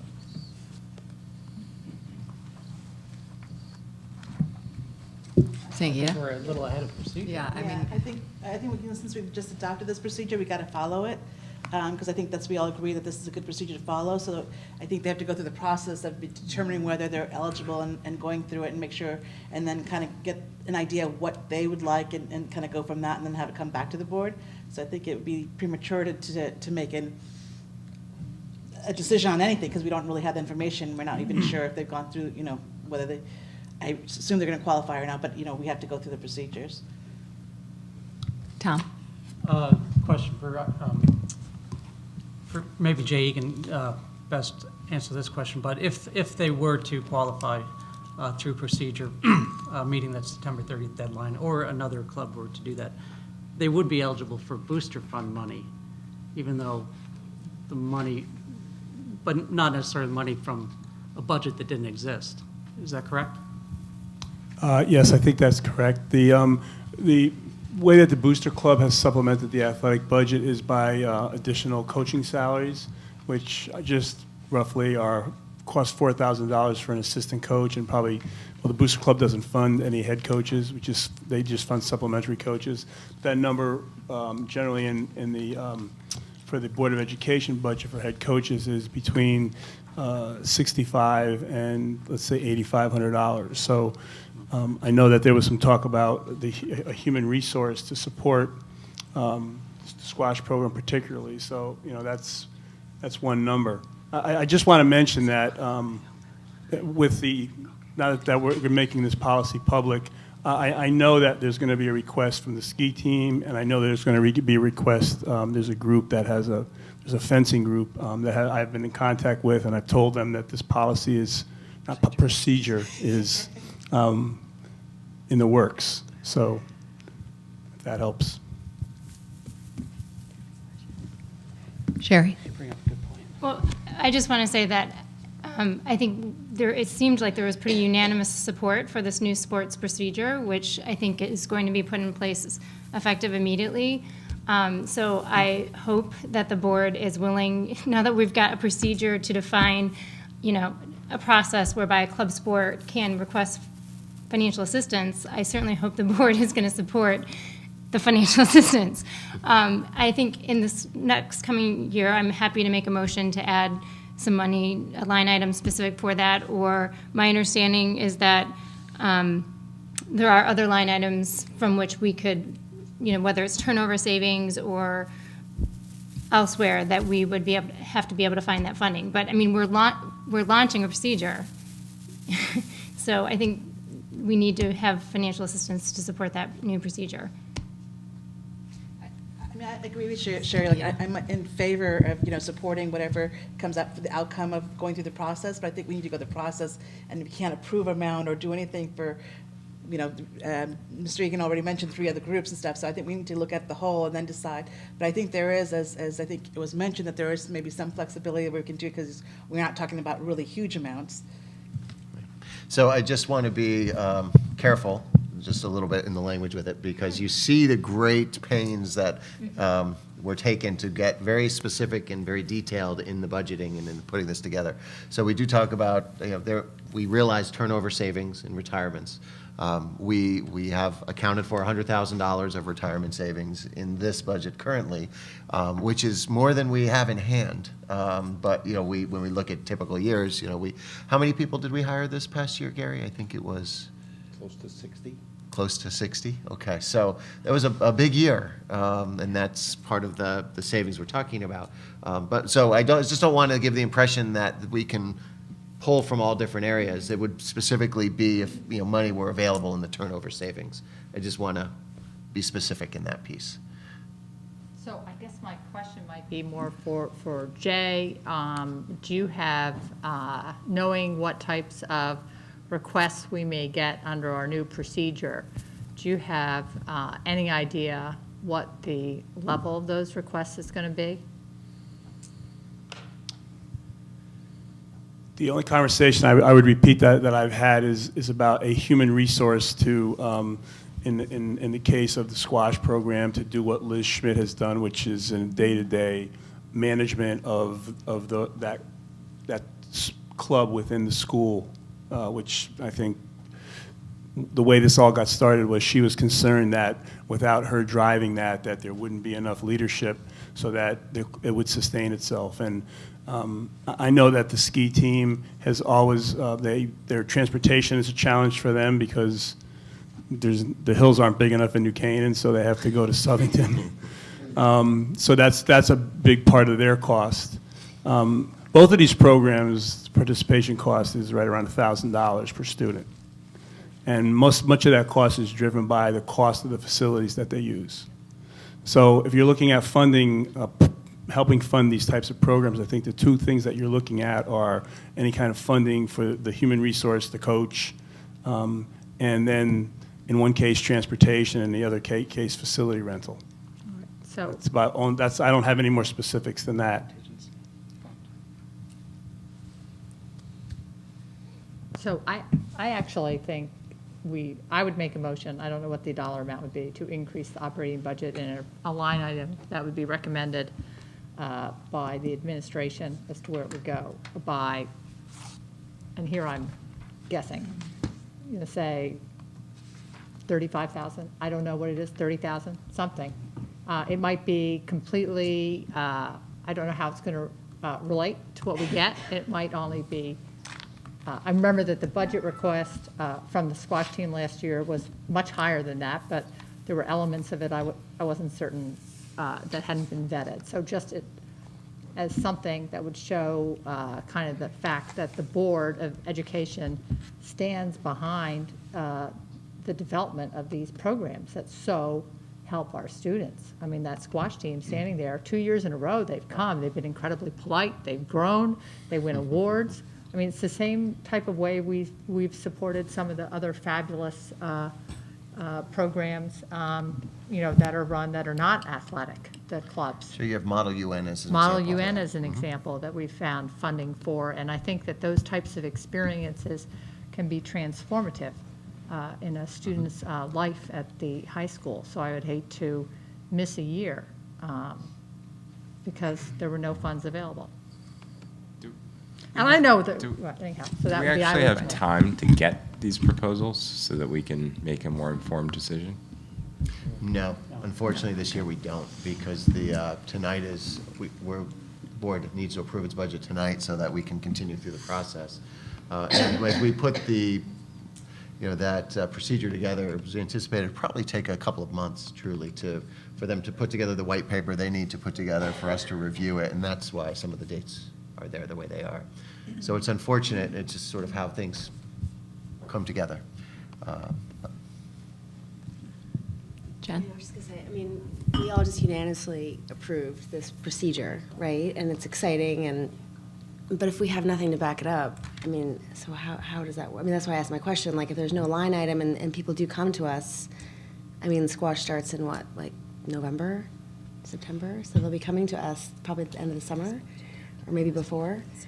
Then are we able to act upon this procedure? Sure. We don't have any money?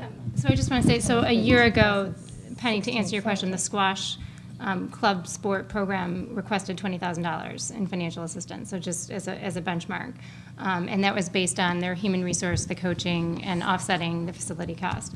So I would like to make a motion to add $35,000 to the operating budget to support club sport financial assistance, through which this procedure will define and allocate for the 16-17 year. I would second the motion. Is there any more discussion on the motion before we vote? Hazel? I just wanted to ask, Jay, you mentioned about the fencing group.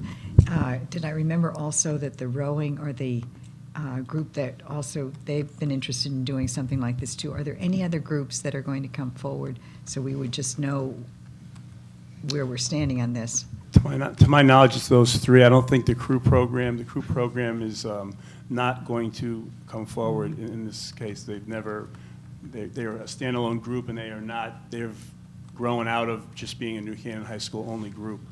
I just wanted to mention in the discussion, so we don't forget this. We did talk about the concept of financial assistance based on the request that came forward, because in the development of this procedure, we wrestled with that. What would the number be? And I would just suggest that it's a starting point. So whatever your starting point would be, because you talked a lot about the symbolism of supporting these groups, and the athletes talked about it as well. So I would just have that as a thought, that it doesn't necessarily have to be the way it's funded. The amount of financial assistance that's available to start can necessarily grow from there. And that might be one way to think about it.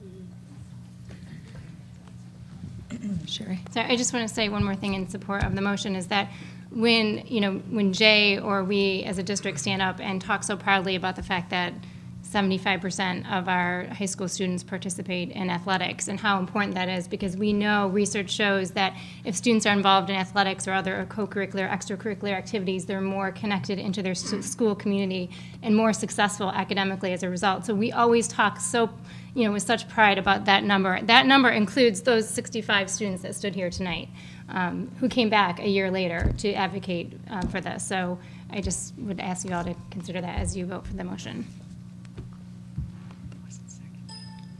Any other? Just make one more comment. Tom? I think it's a great idea. I'm in full support of this sort of club sport contingency fund. I would want to make it contingent on, obviously, that they qualify. September 30th, they get all their information in, and we have a proper review of their request, and not necessarily fund to the full amount of our line item if we don't feel necessary. But I suspect we may, but I just wanted to add that note. So can I just ask? Jen? I'm sorry. So the 35,000, so what is that number based on anything from your informational procedural meeting? So that number is based on the previous squash request for 20 and knowing that thinking there are there's other sports. that will most likely come forward and qualify as club sports and request funding. So, but I agree with Tom's contingency. We're not saying we have to spend that amount. That's just the amount that I put into the motion.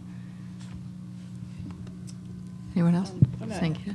I mean, I definitely think we need to support anybody who comes together in a group, and like you said, the squash team's come here twice now in a row, and I respect that, and it really, means a lot that they came back, and I want to support that, but I also do want to make sure that we have something that's fair for all groups, so that all the kids are met and stuff, and how we come up with that amount too, because it's tricky, and I wouldn't want to be in Mr. Egan's position of saying, well, having people come to me and say, well, why do they get this, and how do they get this, and that there's not some kind of way of a procedure to follow through with it. So having a contingency fund where there's as Tom mentioned, guidelines of how that's allocated and what percentage, depending on how many people apply for it or however it is, but there's got to be some kind of formula, more work done on that, so that way it is equitable to everybody, and so that we provide for all the students who are into whatever groups. Certain groups may not be able to get to be that large as a squash group, just because the sport doesn't allow that kind of activity. So I just want to make sure that there is equity in all areas. I actually just have one question. So, because it's hard to get at, and, I don't know that we'll get at it tonight, but so as a percentage of the overall athletic budget, what would this represent? Because I think we need to kind of take it in context of, we have, I don't know how many sports we have in what we currently fund, and is this, what percentage increase over what we, where, do you know where that would be? Are you saying 35,000? I do, yep. So page 42 in your budget book. Okay. breaks out the athletic costs, I believe. Okay, so the 1 point, okay. That includes. So roughly 3%. That's, yeah, I was going to say, you would take out of the salaries and stuff. Mhm. Yeah, 'cause that takes out that.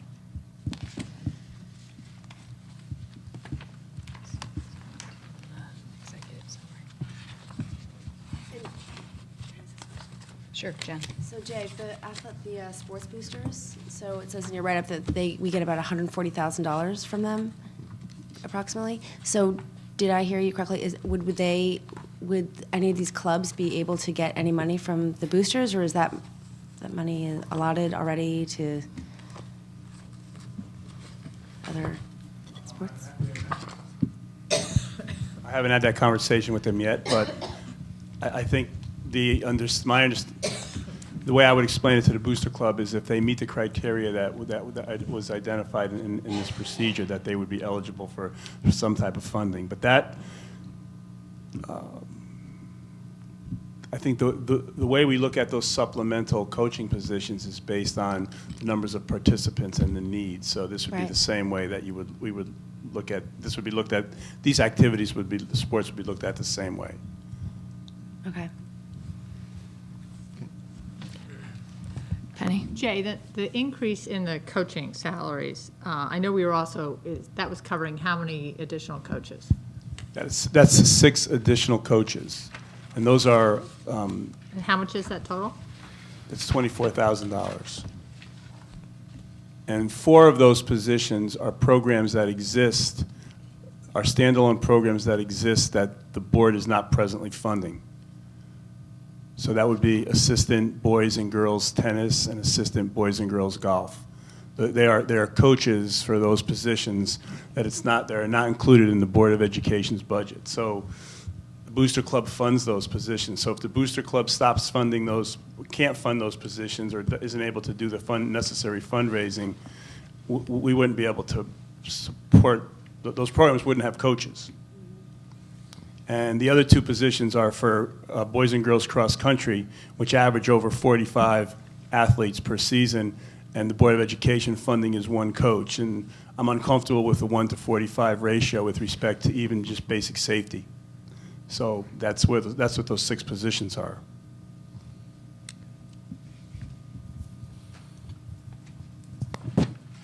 Any other comments or questions? For me, like, what Sangeeta? I'm kind of getting a hard time to get my head around is just the amount. You know, whether is it 30, is it 20, is it 25, or is it like just a gesture for this time since we don't have anything, no other information? Do we just have a little small one for the gesture, and then when we actually get more facts around it, of knowing exactly what the requests are, how many groups, and what it is, we can then allot it better for the next year. And I understand not waiting a whole year, because they've already waited, you know, a year. You know, people have been coming up to us, and we want to get this going along. So I'm just kind of grappling what that number is, and that's what's making it difficult for me. I Jen? agree. Actually, I mean, I'm totally behind this completely. And again, like, I'm struggling with the number also. Like, I know, I mean, there's 65 kids. I mean, squash is like $1,000 per family. So, I mean, I know it's a lot, but then we're also, you know, we're eliminating secretaries at SACs, and we're forgoing, I don't know, teachers, elementary school. Like, I just don't know how much is the right number, right? And when we're in this spot, when we're voting tonight, I mean, I don't know. Well, I don't think you'd be able to get to a quote-unquote right number, no matter how much time you put into sort of thinking about it, until you actually have proposals in hand. Right. You know, and it's brand new as we're going through and doing it. Obviously, the board feels strongly that it wants to be able to do this in order to provide some kind of financial assistance to programs that qualify. Of course, they have to go through the criteria and meet and do those things. 20,000 was talked about last year. 35,000 is the motion currently. Listening to what you say, it could go. You could be asking it to go up. You could be asking it to go down. I think that it's a question of where the board's comfortable with this. And then as we go through, if groups do qualify they put in a request for financial assistance. Certainly, the board would be a part of the discussion around that allocation and what that looks like through the resources committee, and then probably report it out to the, to the whole board and share it as this goes. This is something we'll be very clear about as we go through and do it. I like this, to be honest, because it is, I think, more clear as far as the funding and those pieces go. We talk about hoped for turnover savings and things, but, this would be very clear and break it out and spell it out. So I think it's just the question becomes where are you comfortable? If we look at the athletic budget itself, the non-salary account proposed, let's see, well, I guess you can't do the non-salary because of the coaching stipends. But the proposed budget for next year in athletics is $1.2 million. So what's on the table right now is $35,000, which is about 3%. So I don't know if that helps or hurts in your deliberations, but I think that. Can I just say one thing? One thing I would say is, this is a starting point, right? I mean, we're passing the budget, but our passing the budget is just a starting point for where the budget is in the whole process. We're going to go through lots and lots of meetings with town bodies. I mean, to me, I certainly would like to be educated by facts as we go through this process, but I think that this is a good procedure, and I would like to do something. I mean, I think it'd be good if the board did something to show our support for it. And if we get more clarification at a later date, we could make an adjustment. So that'd be the only thing I would say about that. Okay. Are there any more comments? I guess I'm going to make one comment is that, I think the thing that saves all of us is that if we don't have anyone qualifying through this procedure, and we have allocated $45,000 in the budget, at the end of the year, that money will, $35,000 in the budget, sorry, so many numbers, that at the end of the year, I mean, well, it never really even comes to us, but at the end of the year, that money will be back in the towns, or it will never have been expended. I mean, so I think, while I agree, I'm never comfortable with putting money in something that we don't really know what we're going to have. I think we have a high degree of confidence that we are going to have multiple sports coming to us, for approval. So I would hate, Gary says we had 60 new staff. I think that's highly unusual. I think that's highly unusual. So, what we saw last year is not going to probably be what we saw. And so, I think we need to all understand that turnover savings is not going to be the same this year as it was last year. And I don't think we want to be, counting on that. And there, we've got oil tanks and we got a lot of stuff going on. So, I think just as my own opinion, I think,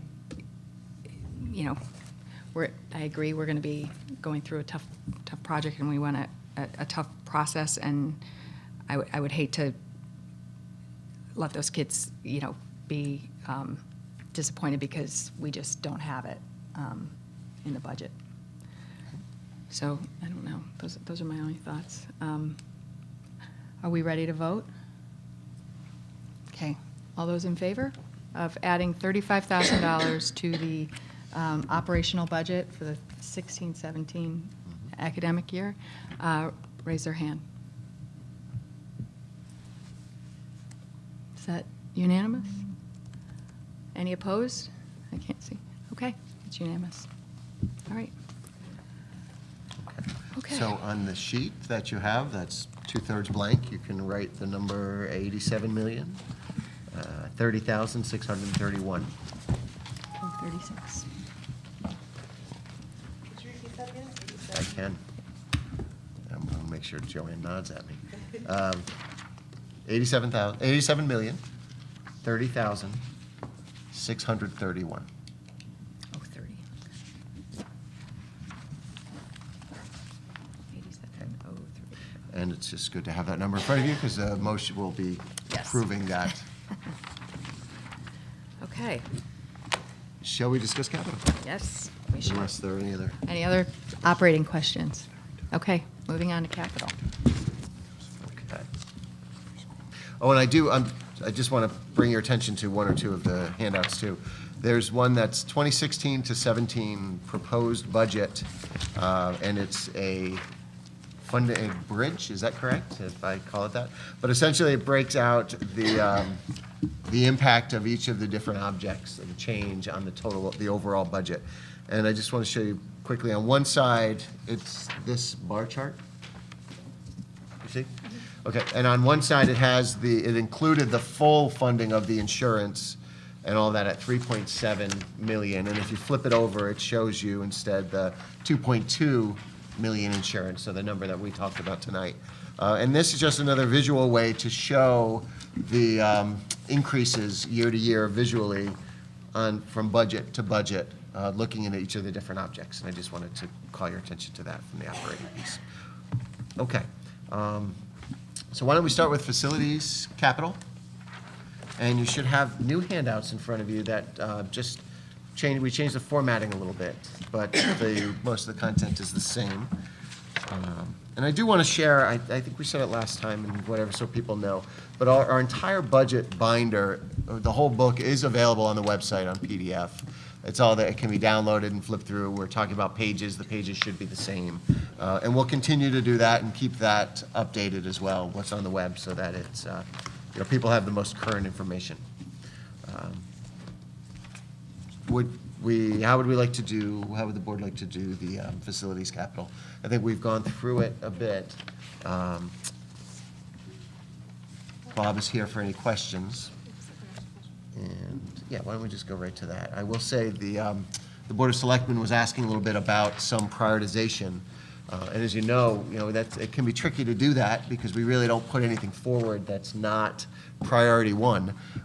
So what we've tried to do is maybe identify something. Everything is important.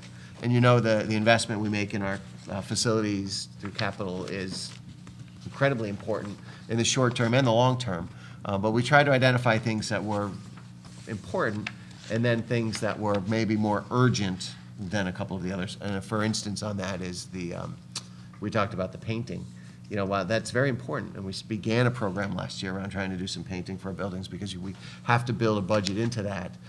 If we had to prioritize, that may not be as urgent as the domestic hot water boiler that we need at some of our schools, where we would be closing the building if it went down. So we're looking at sort of some of that urgency versus an importance, and we'll communicate that with the Board of Selectmen a little bit as we go. So I guess we'll open it up to any questions for Bob. We could look, it's the FY17 proposed capital budget that's handed out to you. It has for us the items, a lot of details. She's answered just about everything. I'll stop talking and let you, if you have any questions around it. Does anybody have any questions? Or I just wanted to make one comment on it, is that while I know it's I know we're in a tough time and everybody's looking for every dollar. I feel like, sort of with these capital improvements, it's, sort of what we've gotten ourselves into year over year in this town, where we put the capital off because it's tight year. And so then, the buildings get in a much bigger state of disrepair. And then, 5 years down the road, we're spending, a lot more to fix what we could have done for significantly less years earlier. And so I understand the need to prioritize and do all that, but I feel like we just had this conversation 3 years ago, and we're back here again. And it's a shame. It's a shame because I think Bob has done an exemplary job of laying out a really thoughtful 5-year capital plan, and I know we have adjustments based on enrollment and things come up, but it's I think it was very, very well done. I remember, having our facilities plan that our outside consultant, we spent a fair amount of money, to hire to tell us what course we should take, and it kind of laid out for the town what we needed to do to keep the buildings up and kind of make up for things that weren't done for years. So that's my only comment.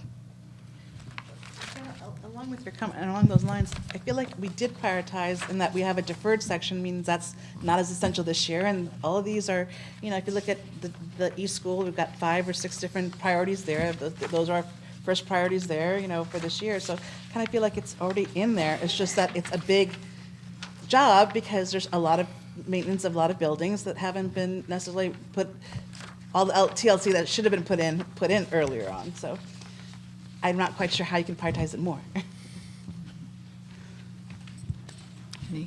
Penny? I mean, it just seems to me, looking at these items, I would not want to take any of them out at this time. They all seem to be pretty key and needed for the facility. There's a great Saks middle school student who's been emailing me about why we aren't including solar energy in the Saks project. It's just not economical, as I understand it at this point. We haven't done anything like that in this. These are all, these are not nice to haves. These aren't leadership items. This is just sort of basic maintenance that, I think we should put forward to the town at this point, because we have deferred some other items. Okay. Hazel? I'm just going to echo what everybody said. I think every time you put these things off, you end up paying a lot more in the future to have it done.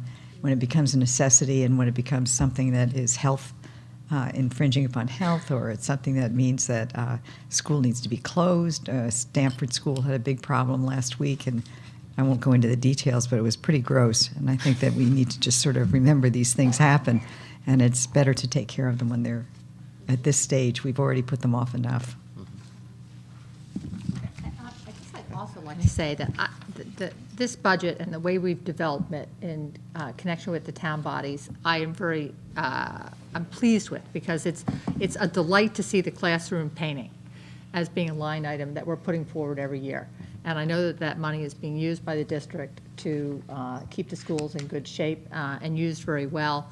And so I just want to say how much I appreciate the discussion with the town bodies that's led to the fact that that's a line item in these budgets. And I think it's a good place to be. Then the next item in the capital budget is the special education transportation vehicles. Roy has talked about these in the past. We began last year. We put forward the schedule, sort of a replacement schedule with the town. They were kind enough to fund in last year's budget the vehicles that we purchased for this year. So these are asking for the FY17 budget to stay on that schedule by replacing 4 additional vehicles. As you know, as these vehicles get old and they have 150, 200,000 plus miles, just the cost of maintaining them alone winds up adding up to a pretty significant number. This is, and Roy articulately explained it all last year, certainly in the workshop earlier. These, again, are not nice to haves. These are needed replacements for vehicles that are used significantly every day. And so it's at the 46,000 each, totals up to 184. And then the last piece of the capital budget is the technology lease. We had talked last year with the town around trying to equalize out those costs a little bit. So and you'll see that with the $150,000 request this year for the lease. The total cost of the lease this next year, under this proposal, would be $629,000. That's the last 3 years back, so 13, 14, 15 budgets.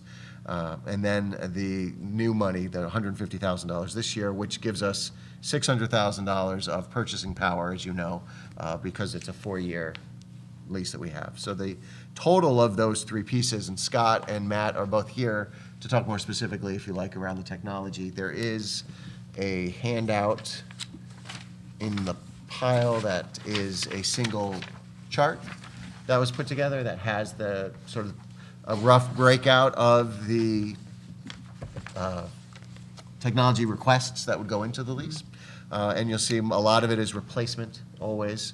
And then there are a couple of new initiatives as well that would be funded with the lease, including laptops, iPads, and some work around some funding for equipment for the STEM program that we have. So they are here to answer any questions if you have. Any questions on the vehicle replacement program or the technology leases? Okay, I think we're all, Jen. I just want to, more of a comment. For the technology, I know we've talked about during the budget process that, you know, our parents are so generous and they've given so much to the schools. Like, I know the PFA or the PTC at Saks just donated a bunch of laptops, and like, is that anywhere, like I know in like South School, the playgrounds, and like, is that anywhere? Because I know like in the athletics, it shows like how much Athletic Sports Boosters donates to the students. Like, is that shown anywhere, or? So we've begun tracking that. As you know, anything over $5,000 formally comes to the board for approval. Right. Below that is, you know, you've given me the authority to approve, but I do include in the Friday update, whatever, so we know what's happening. And it's not just technology, but of any donation that size. By doing that, we're able to, again, to track and to know, you know, have a good sense of what that amount is. I think it's safe to say, to have the quality of the program that we have in our schools, without the generous donations, as you say, of the PTC and PFA, that you'd be looking at a higher budget. I mean, they really do provide us with equipment and material supplies that we need to deliver the quality program that we have. Yeah. Quantifying that, I don't have those numbers right in front of me. You know, it's not necessarily, well, it is essentially an offset in some ways, right? Because if we wanted to keep our program the way that, the level that it is, we would have to make up that difference. So we're really, I think the whole district is very fortunate to have that. It does get reported out. So as we go through the end of the year, as we look in September, I think that's part of the reporting that goes to the state. So we could provide some feedback. I just think it's good. It would be good to even just in your talk with the town, just to note, like, you know, this number would be higher if it was not for, you know, in athletics and technology and like our equipment. Yeah, stuff like that. laptop cards, iPad Right. cards, even Playgrounds. playgrounds. Yeah, I mean, West School there are playground. those, as we know, Yeah. are But I think big ticket items. It's Quantifying important. it would be really nice too, just to show this, because I know we speak about it a lot at our meetings, but sometimes at the end of the year, you don't realize, wow, you know, you've got this much support from the, you know, entire school from all the different levels, because we hear it like one piece by one piece, and sometimes you forget what it is in the totality. Sure, sure. Any other comments or questions on the capital budget? Okay, so we've had a first read. Now, do you need me to do each dollar amount by capital and by operating, or can I just do I think we should do individual? operating and then capital. Okay. Yeah. Jen, can I just ask one question on one of the graphs? Oh, sure. Dr. Letsy? Yes, On ma'am. this one that you did with the bars that we were just going, so I just want to make sure I understand. So the two, where you've got all these things are contractual, it means those are the things that we are tied in to pay and do it. So the only part that's really variable in our budget is really just these, or are these just, oh no, these are all contractual. Certified. So non-certified, non-contractual. Yeah, I'm trying to figure, oh, there it is, okay. So the two non-contractual are the only two components, the 52,000 and the 143,000. That's really our flex, but in the budget, really. Yeah, and, you know, sort of working to understand it, if you look at those, they're in parentheses because they're being reduced, right? So I think it goes to some of the cost containment measures and steps that we're taking to try to, you know, control costs wherever we can, in recognition of the fact that, you know, our enrollment going up and the needs driving the way that they are, you know, we want to be funding those appropriately, so we're trying to find savings everywhere that we can. And I have to confess, I did not create this. Joanne worked on this for a while, and Brendan worked on it a little bit as well. But as far as the graphical representation of this, I think it kind of sort of steps you through how you get from last year to the proposed. Anyone else? Penny? Sorry. I just would, since we're doing BYOD at the high school, and there's a paragraph in the explanation that talks about the effect of BYOD and how it's going to have, we've reduced our capital lease program to $600,000 as a first indication of the effect of BYOD and prudent past capital purchasing. In a way, parents are stepping up here and purchasing the devices. And I just didn't know if there was any additional information on that score. Great To question. me, it's a great program because it allows the New Canaan Public Schools to advance in huge, significant ways without making massive budget increases, which it would have been were we actually asking for a device for every high school student or something like that. So I didn't know if there was anything you wanted to comment Well, on we're there. just taking our first step into the program, right? So we know that we have quite a bit to learn as we're going through, and we've learned from other districts that have done it and what have you. I agree with you. I think it's an enormous step forward because it's much more authentic in the uses of technology. Students now, people now, as they're using devices, they're using them as needed in the moment, in real time. They're not signing out a computer lab and going to it, on a Tuesday night for 4 hours like we used to years ago when I was learning how to program. You'd have to sign up for the lab a week in advance and whatever. It's very, very different now. This, I think the BYOD speeds into that as well, teaching students to use the equipment in more authentic ways. There's an investment in here around in the lease payment for laptops, because we've also learned that the teachers are saying our students are going to have mobile devices and technology and laptops and doing this, and I have a desktop sitting in my office that I have to, in my classroom that I have to sit, and so using my desktop, I have to teach them how to use the laptops in my discipline, and that seemed to be disconnected. So we're looking at shuffling some resources around with that. Over time, I think we will realize some real savings. Of course, the savings will also be looking at what's that next thing, right? We have, there'll always be computer labs that are specialty labs, and I'm happy to turn this over to Matt or Scott if they'd like to jump in, but they will always have things like the video lab, the photo lab, some of the other lab spaces with technology. Our VPA program will have its own, the higher end equipment. Our music tech lab will be there, those things. But as far as the general purpose labs, I think as we consider rolling this out on a larger scale building wide, I think there is some possibility there that we have to look at. I'll just add that the net effect of going BYOD versus one-to-one, the cost savings there, a lot of districts chose a one-to-one approach where if you used a basic number of $700 per computer purchased by the district for the students, in first year, that's $200,000 worth of money there, and then if it was the whole 4 years, you're looking at $800,000 or more. So the net effect, it will take time for us to trickle down, so to speak, the equipment we have and age out of the system some of that equipment to realize the savings overall. But right away, by going BYOD, you've left choice open to the particular students themselves to have the device they feel is best for them and not incurred cost onto the district anywhere from $200,000 to $800,000 depending on the scope of the project.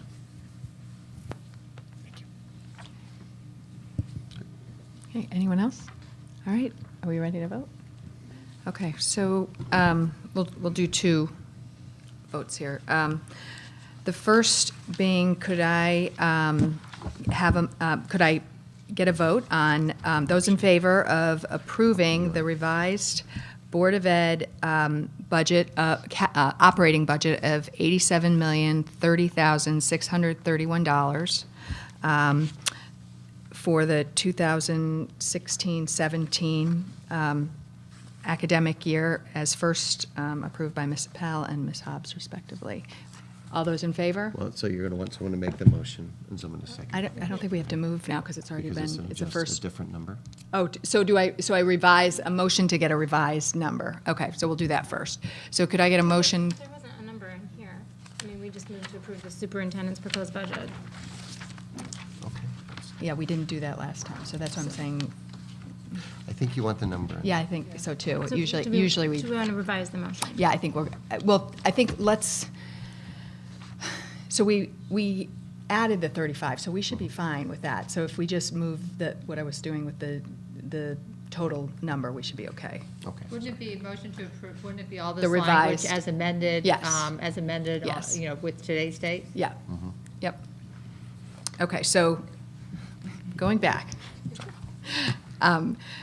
could I have a show of hands? Because I don't think we need a motion now. Do I have a vote on the revised Board of Ed operating budget of $87,030,631 for the 2016-17 academic year? All those in favor? Any opposed? It's unanimous. Those here. And then moving on, we didn't really vote on this separately last time. We did, but it is still part of the superintendent's proposed budget. Okay. Wait, isn't the budget all the capital budget? Well, that's what I was going to say. We were going to highlight the capital in it separately. So why don't we do it as one? You want to get it as $1 one amount? motion. With It should be one move motion. to 'cause approve the that's what we did. superintendent's proposed budget. All right, so First add the move. $2,819,000. Operating, at 80, operating of 87 and a Okay, capital of. okay. So, So it's operating of the 87, I'm sorry. okay, so And two, we're going to three, revise two, this 819, vote. 335. Yeah, so we've got the operating, so let's vote on the revised operating budget of $87,030,631 and a capital budget of $2,819,335 for the 2016-17 academic year. All those in favor? Any opposed? All right. Well done. Thank you. Oh, absolutely. Okay, so, moving on. Oh, yes. And the staff, please go. Thank you for coming and enduring all the. Thank you so much. Yeah. Yeah, It's you guys are- wonderful to have all of you here. It's a very big help. Joanne, do you have the percent increase? Joanne, do you have the percent increase with the? On the operating budget, it's 4.6. Okay. So it was a .01 or 4.56. 0.04. Yeah, so it rounded to 4.6 anyway, so. Okay. Good, Yeah. good, perfect. Yeah. Just want to make sure we don't have the same headline. Okay. So now, moving on to the second read of the, oh goodness, and we don't have him here, the Resources Committee Charter. How about the meeting? Oh, sorry, I missed that one, sorry. I'm ahead of myself. So the second read of the meeting schedule. You have in your papers in front of you a listing of the Board of Education meetings through December of 2017? 16, sorry. And so is there any discussion on those dates? Is everybody? I would okay? then just say the philosophy here was to put the dates in, and it's always easier to, if a meeting's decided not to be held, easier to remove it from the calendar than put it on. Okay. So could I have a show of hands for those who are, those who approve the meetings as listed in our packet? All those in favor? Any opposed? Okay. Okay, now we are moving on to the committee charters. And I'm looking for mine under this pile. Okay, here. So they've changed, right? Yes, I just need to get the packet. Where's the, okay, thank you. Okay, so let's start with the Resources Committee, and Brendan had to leave, so Hazel, did you want to do that, or you want me to do that? I know. Is there any discussion on it? It's a second read. Is there any discussion on the charter? I would just share it. I don't think it changed since the first read. Yeah. Okay. All those in favor of the Educational Resources Committee Charter as shown? Okay, that's unanimous. All right. Moving on to the communications charter. Is there any discussion on that? Penny? You'd be disappointed in me. We really wouldn't. So I actually, the change that I propose, I don't think it makes any substantive difference in what is intended, but I think it's better drafting, and it makes it consistent with the other committee charters, which all say that the members of the committee are going to be appointed by the board chair in accordance with Article 3, Section 5.1 of the Board of Ed bylaws. So what I would propose is that all but the last sentence of the paragraph entitled Scope and Composition, that we keep the first sentence, says the committee will be comprised of at least 3 Board of Education members designated by the board chair. And then we say,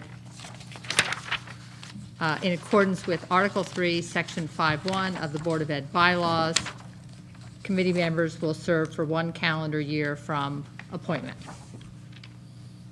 Because the items listed in that scope and compensation paragraph are just all covered in the bylaws. Okay. So that's. Yep. So the whole, and I can give this to Lisa if people like it, but the motion would be to change that paragraph to read, the committee will be comprised of at least 3 Board of Education members designated by the board chair in accordance with Article 3, Section 5.1 of the Board of Education bylaws. Committee members will serve for 1 calendar year from appointment. Any other comments? Okay, so could I have a show of hands of those who approve the amended charter? All those in favor? Communications charter? Okay. Any opposed? All right, we'll move on. Moving on to the governance charter in your packet. One change there. Okay. And that was in the final deliverable end date, more specific deliverable, which is the development of a plan, which includes process and procedure to review and make changes to bylaws and policy, and to commence implementation and complete bylaws, Series 9000, an additional series over the 12-month period following. So the idea is there not to set too lofty a goal as far as completing all the 9 series of the policies, but to sort of set us on a pace to get it done. Okay. Any other comment on the amended governance committee charter? None. So may I have a vote on all those in favor of approving the amended governance committee charter as amended by Tom? All those in favor? Okay, unanimous. Strategic planning. So if we go into that, or any comments? So all those in favor of approving the strategic planning as a special committee for a period of 1 year? All those in favor? It's unanimous. Okay. Then you see the consent agenda before you. Can I have a motion to approve the consent agenda? Sangeeta? Second? Sherry? All those in favor? Unanimous? Comments from the public? There's no one here. Announcements and future meetings. Dr. Ludsey. We really sped up when the room cleared, didn't we? Yes, of course, I'll be brief. We will be revisiting our 17-18 school calendar at our next meeting, and we also tentatively have a school culture update. I know they did some great work today with Bill Preble and his team across the district around the school climate and culture. It's the work that was presented about not quite a year ago, with Nora Daly. Darlene's folks are really working hard with all of it. So get an update on where that's where that stands. I know we were looking at Saxon High School last year, and we've expanded it out to include the elementaries as well this year. So really exciting work going on there. And there you have it. All right. So can I have a motion to adjourn? Sherry? That was a very second. Hazel? All those in favor? Okay. Meeting adjourned. And I want to thank all of you for all the time and thought and everything else that goes into this. This is very complex, and seeing it in a way you've never seen it before, kind of understanding it all, and it's obvious you've put an awful lot of time and thought into it, so thank you all.